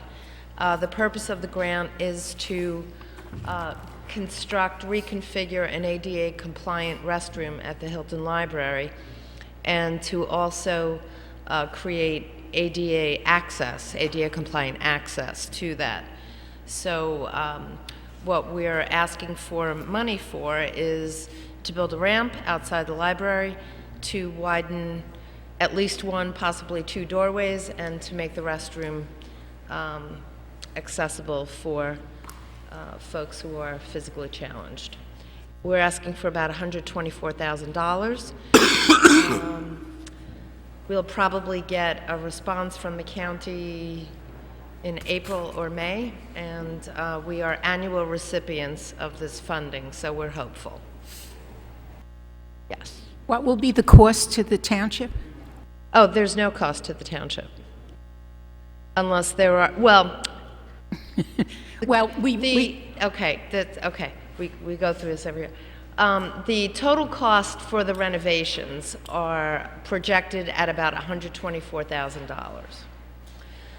We, in the past, on average, the last 5 years or so, have gotten between $145,000 and $160,000, and that includes a certain percentage every year that the HUD funding has shrunk or shrunken. We think, though, that this amount of money will be fully funded because we've been told for the last 3 years that we'll get approximately the same funding that we did the year before. So, you know, that puts us up at around $160,000. We're asking for $35,000 less than this. Absent, you know, something bizarre happening with the funding, which is always possible, we shouldn't have to pay anything at all toward this. Thanks. That's I understand better. Mayor, Mr. Palmer, isn't this also a hearing to give other people an opportunity to put forth projects? No? I thought this was... This is a hearing. I'm going to ask if anyone wants to speak on this or propose other ideas for the application. Yes. This is what the township is proposing that we do. Correct. That's what the hearing is about, and we welcome other ideas. So is there anyone who would like to speak on this proposal or propose other ideas for an application for community development block grant funding? Okay, seeing no one, we'll close the public hearing. You can go around and get your signatures, and you'll be back at the next meeting? Yes. Okay. Thank you. All right, we have an ordinance, an introduction. Mr. Mayor, ordinance on introduction, 2740-14. It's an ordinance to designate the building at 60 Woodland Road as a local historic landmark. This ordinance will designate the building at 60 Woodland Road as a local historic landmark. Mr. Chairman, since Mrs. Larrier was the one that brought this idea to the Township Committee, I think it would be more appropriate for her to introduce the ordinance. Thank you, Mr. You're most Burns. welcome. Mr. Mayor, I gladly move the passage of this ordinance on first reading, its publication according to law in the Maplewood South Orange News Record, and a hearing to be held on January 21st. Second. Any discussion? Does this have to go to the planning board? The what? Does it have to go to the planning board? No. This is purely symbolic. I thought that designations all had to go to the planning board. I mean, I think... No, it's just us. Local, I think local, it's... Okay. This is purely symbolic. Well, if it does, we'll have to deal with it, but... Okay. Okay. I'm not suggesting we stop. Please call the roll. Mr. Brownlee? Yes. Mrs. Larrier? Yes. Mrs. Leventhal? Yes. Mr. Ryan? Yes. Mayor DeLuca? Yes. We have two discussion items. First is Brook Path, and I'm withdrawing that. We're not ready to have that discussion yet. Right. And second, parking time limits on Clinton Avenue. I sent a memo around. We had talked about this a couple of months ago, and there was a willingness to consider this. I went to the neighbor, and he got 76.5% of the residents that are okay with this idea, support the idea. So I'd like to touch base with you all again to see if we can move this forward. There's been some question about, isn't this something that other streets where there's no commuter parking could request? And the answer is yes. This is an area which doesn't have any restriction of parking, and we're just getting a lot of, primarily when the studies were done, out-of-town commuters that are parking there for free. So this is the same ordinance that was passed in 2004 for Ridgewood Terrace and resolved the problem there by having the staggering 1 hour limitation, 1 hour prohibition on each side of the street, which would doesn't allow for a commuter to park there. I think you should have an ordinance introduced next meeting on this. I agree. Okay. And You have the memo, right? And that is your mayor, that's your memo from the 6th. Correct. Yesterday, and the proposed language would be what you've reflected in there.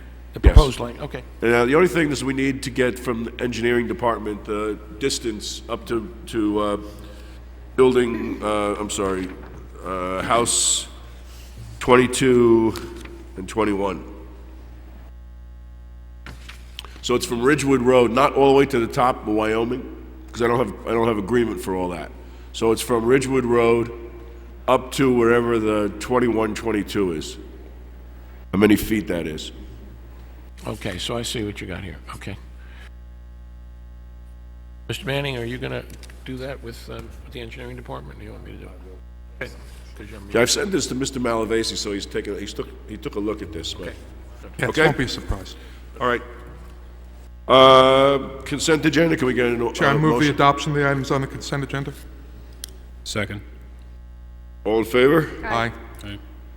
Let's call the roll just for the, because I don't want Ms. Fritzen to feel left out. Mr. Brownlee? Yes. Mrs. Larrier? Yes. Ms. Leventhal? Mr. Ryan? Yes. Mayor DeLuca? Yes, thank you. Thank you. Feel better? Better. Okay. Public comment. Is there anyone who would like to address the Township Committee?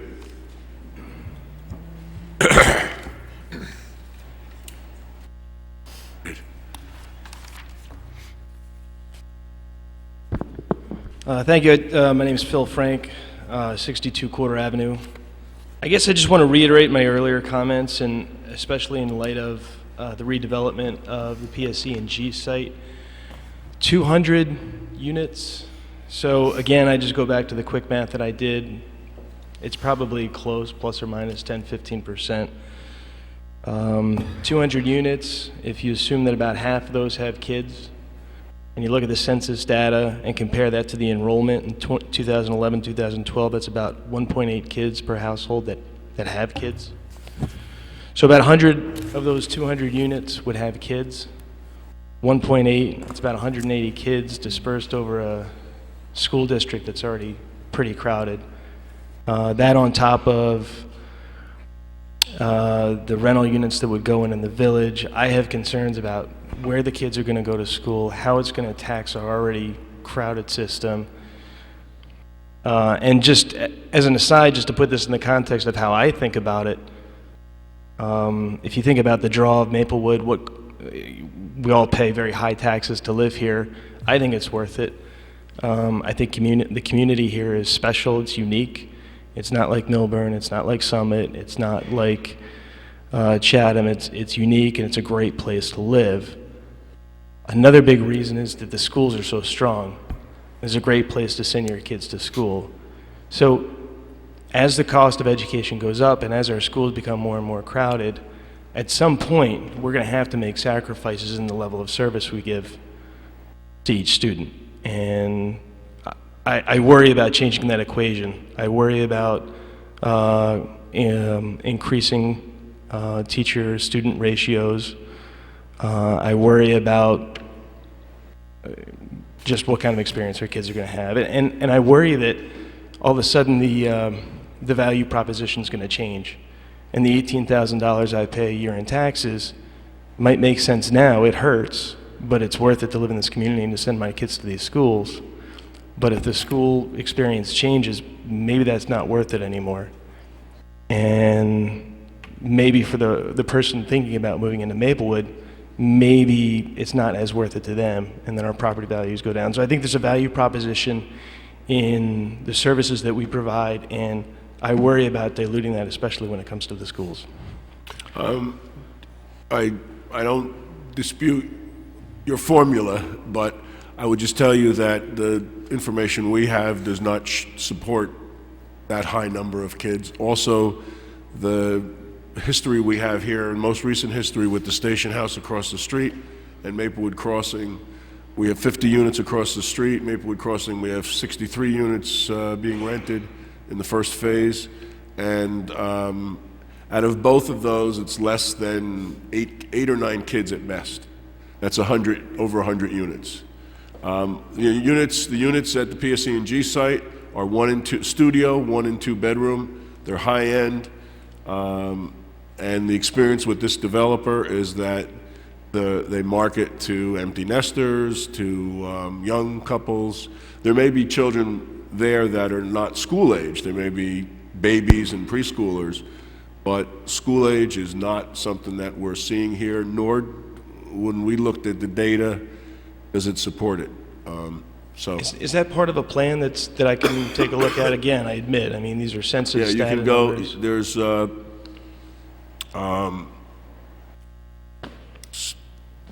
it's the Rutgers study on housing that you can take a look at. It's slightly old, it's 2002, but I spoke to the professor late last year, and he said that they've looked at the numbers, and the numbers hold up still pretty well.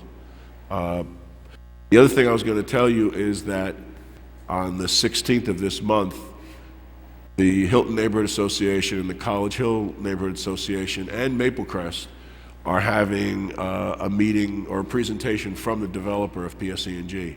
It's going to be 7:30. It's a Thursday night. It's going to be at the police station. Okay. So you might want to come by and you can ask those questions of the developer. That's exactly the reason we're having the developer come and talk about what their experience is, what their proposal is, how they're going to market it, and things like that. And that's, I feel better knowing that's on your mind, and hopefully when you have an opportunity to question these guys, you'll push them on those questions as well. Yep. Thank you. Okay, thanks. Anyone else want to address the Township Committee? You were probably the one who told us we had to have a vote on the, yes. You're right, we don't do that, and now we're corrected, so thank you. And in addition, And listen, if she was here, I wasn't going to not do it. that's why I stayed till the end. Michelle Barbara, 51 Coolidge Road. So regarding propriety and the way things are done, I have a question. I was online today and I noticed I could not find the consent agenda minutes. I think from June or July on. The closed, you mean the closed? Yes, I do, Closed. I'm sorry. Will they be posted shortly? I'm sorry. The closed minutes. Are missing? No, only up to. Oh, we're up to date, so let me check that for you. All the minutes for closed are done. May have been looking at them wrong. All right, we'll check that, And no if problem. so, I need computer tutorial. And I do want to reiterate a concern that I had before, which is only going to be worsened. The traffic on Boyden and Springfield is horrendous. Going south on Boyden, there are often times when I've had to wait for 3 or 4 cycles of the light changing before I could come across Springfield Avenue, is one issue. Another thing that happens is because Boyden widens from 1 lane to 2 for a left turn, many cars, because they don't want to wait, will go across the double line into the other oncoming lane of traffic just to get up to the light. And also, because people get frustrated, they run the light.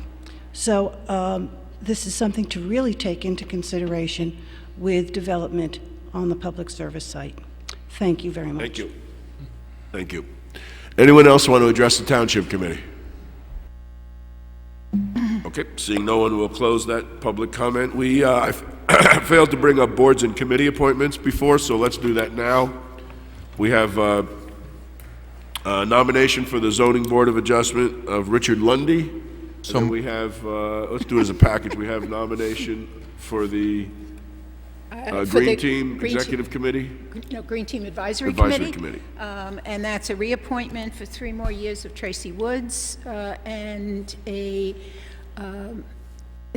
original appointment of Cami Zavalensky to serve for 3 years.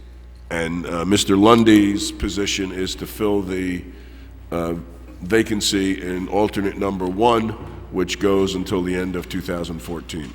And Ms. Woods and Ms. Zavalensky will continue until the end of 2016, and Ms. Zablansky is replacing James Lustuto. Okay. I move it. Is there a second? Second. Please call the roll. Mr. Brownlee? Yes. Mrs. Larrier? Yes. Mrs. Leventhal? Yes. Mr. Ryan? Yes. Mayor DeLuca? Yes, okay. Now we are at the administrative reports. Mr. Manning? Yes, thank you. I have 3 items. First one is that on December 12th, we received proposals in response to our request for proposal from 2 parties, and that was in reference to the running of the 60W, the former Women's Club. Both were interesting and admirable attempts at local groups, by local groups, to do this, but they both fell short. I'm requesting that the Township Committee reject by motion both proposals and direct me to look with our staff and outside organizations to come up with proposals to present to you as options. Is there any questions to that? Yeah, Mr. Ryan? I'm not opposed to that in concept, but I thought that, is it premature, since we're having a meeting of our own internal committee to discuss this? Well, we're going to be discussing the future of based on the fact that neither party fulfilled the requirements of the RFP. I have a question. I'm uncomfortable. I mean, I would go with your judgment, but don't see that I should be voting on something I haven't even reviewed. So, but I would go definitely. I thought everyone got a copy of their. We did. Yeah, you did. Oh, that was I did not get that. Okay. Let's postpone this for a meeting. We'll bring it up Do again. we have time to? Yeah. Okay.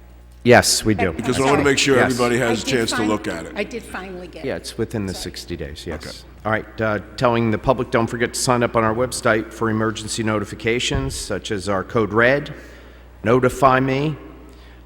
Please like us on Facebook, follow us on Twitter, and download our mobile app.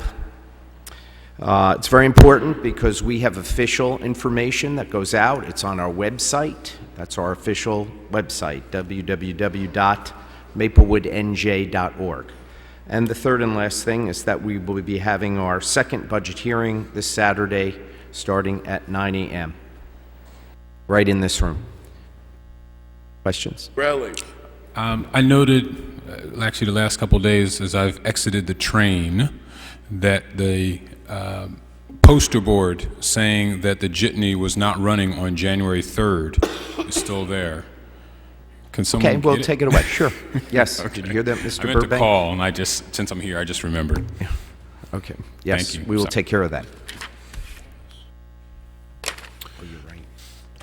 And anything else for Mr. Manning? I'm sorry, just Mr. Desiderio did bring up, we are not going out on FiOS tonight, so you people who are watching us on FiOS, well, I guess you're not. But we've had a problem, and we will be replacing that equipment, and probably tomorrow, so it should be up and running soon. And how long has that been out? Pardon? And how long has that been out? New Year's Day. New Year's Day. New Year's Okay, Day. it didn't just go out today. No. Right, it's been out since New Year's Day. Yes. Correct. Okay. Yeah. No, I want to make sure the public knows that. Okay, no, but we've been working on getting it replaced. Especially the people watching. Especially the people on fire. Yeah. Yeah, but I just want to make sure that's clear, that it didn't just go out today. Yes. It's been broken for a week, and I'm sure Ms. Fritzen will report on it. Yes. Mr. Desiderio. I'm What? sorry, you have a Ms. question? Leventhal. Let's it's just okay. stay here later. Come on. Oh, come on. It's a comment. Thank you very much for everything that was communicated regarding snow and ice and cold weather and all of that. I mean, it's terrific. You're welcome. Mr. Desiderio. I have one item, Mayor, and I don't know. There was a gentleman who raised an issue with regard to Irvington ordinance, and that as a result of that, vehicles were now parking on his street. We never got although Mr. Barker did call me, we never did get a satisfactory answer from Irvington. However, at your request, I did look, and we do have an ordinance where we prohibited parking of commercial vehicles. And that was on Colgate Road from Springfield Avenue to Tuscan, and we say no person shall park a commercial vehicle, a livery, or omnibus except for the pickup and delivery of materials between times specified, etc. So I throw that out. I don't remember the street or streets that are impacted by that, but. Elmwood. So I don't know what, if anything, you want to suggest with that, Mayor. Let me talk to him. Okay. Okay? Yeah, and then if we want to do something, you can send me an email, we can put it Yep. on for the next meeting, okay? Okay. But we can grant them some relief if you think so. All right, that's all I have. Any questions for Mr. Desiderio? Okay. Reports from elected officials. Mr. Brownlee. Two things. One, I also wanted to echo the commendation to Mr. Manning and his staff on the amount of I'm sorry, communication. Mayor, did you forget the clerk? Oh, yes, I did. On purpose? Sorry, clerk. On purpose? Ms. Fritz, no. You know, I thought you weren't working. I thought you were part of the FiOS, part of the... All right, I'll just report. I'll report quickly on the Verizon situation. For the first portion of the meeting, we were going out, so it was kind of hard to understand. All the singers, prep and all, were going out. Then we lost the signal. Saturday, in between, we had the signal. Saturday, when we went out for a budget meeting, was when I first knew that we weren't going out. And that's when I started Saturday reaching out to Verizon. So I want to thank the mayor for getting them to react so quickly, and we were able to solve it today. What? Well, it just seems to me that people on FiOS aren't going to hear this, and the people on Comcast don't The care. mayor asked me to report on it. They'll tell their Very friends. good, thank you. Don't we, aren't we recording this to eventually put it on the website? Yeah. So they'll hear it later. All right. My other thing is, probably at the next meeting, we could have another ABC transfer hearing.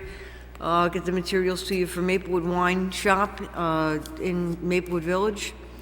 I got everything back just in the last day. So I told Mr. Weiser that I thought we would be able to do that on the 21st. And we are in the process of making all the parking, jitney, commuter parking, merchant parking permits available.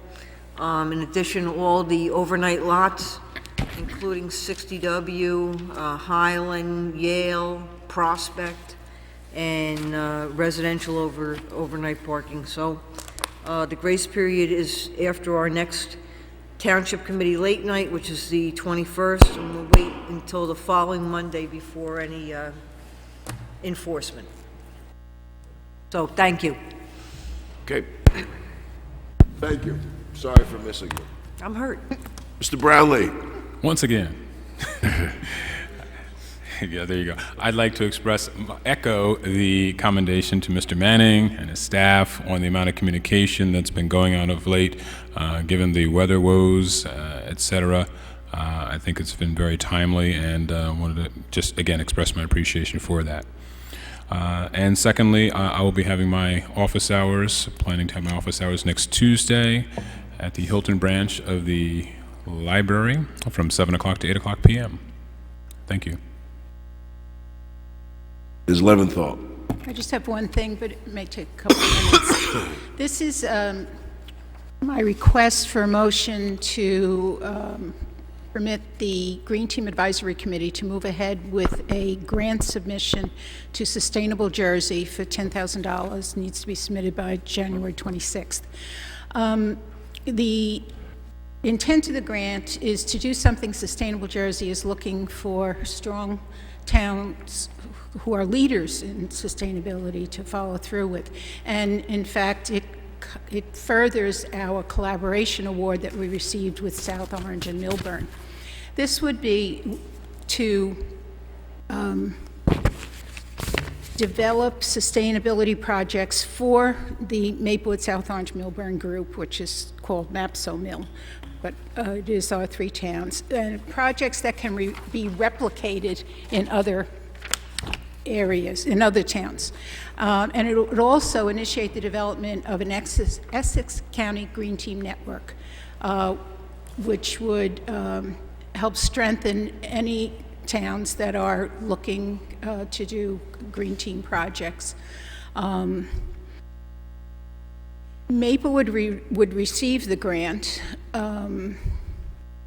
We would call meetings, have presenters, collaborate on materials that would be duplicated, and a lot of the cost goes toward those kinds of efforts. There's no money given to a town except Maplewood, but it's used throughout the 3 towns and then further into this larger network that Sustainable Jersey is looking to be developed.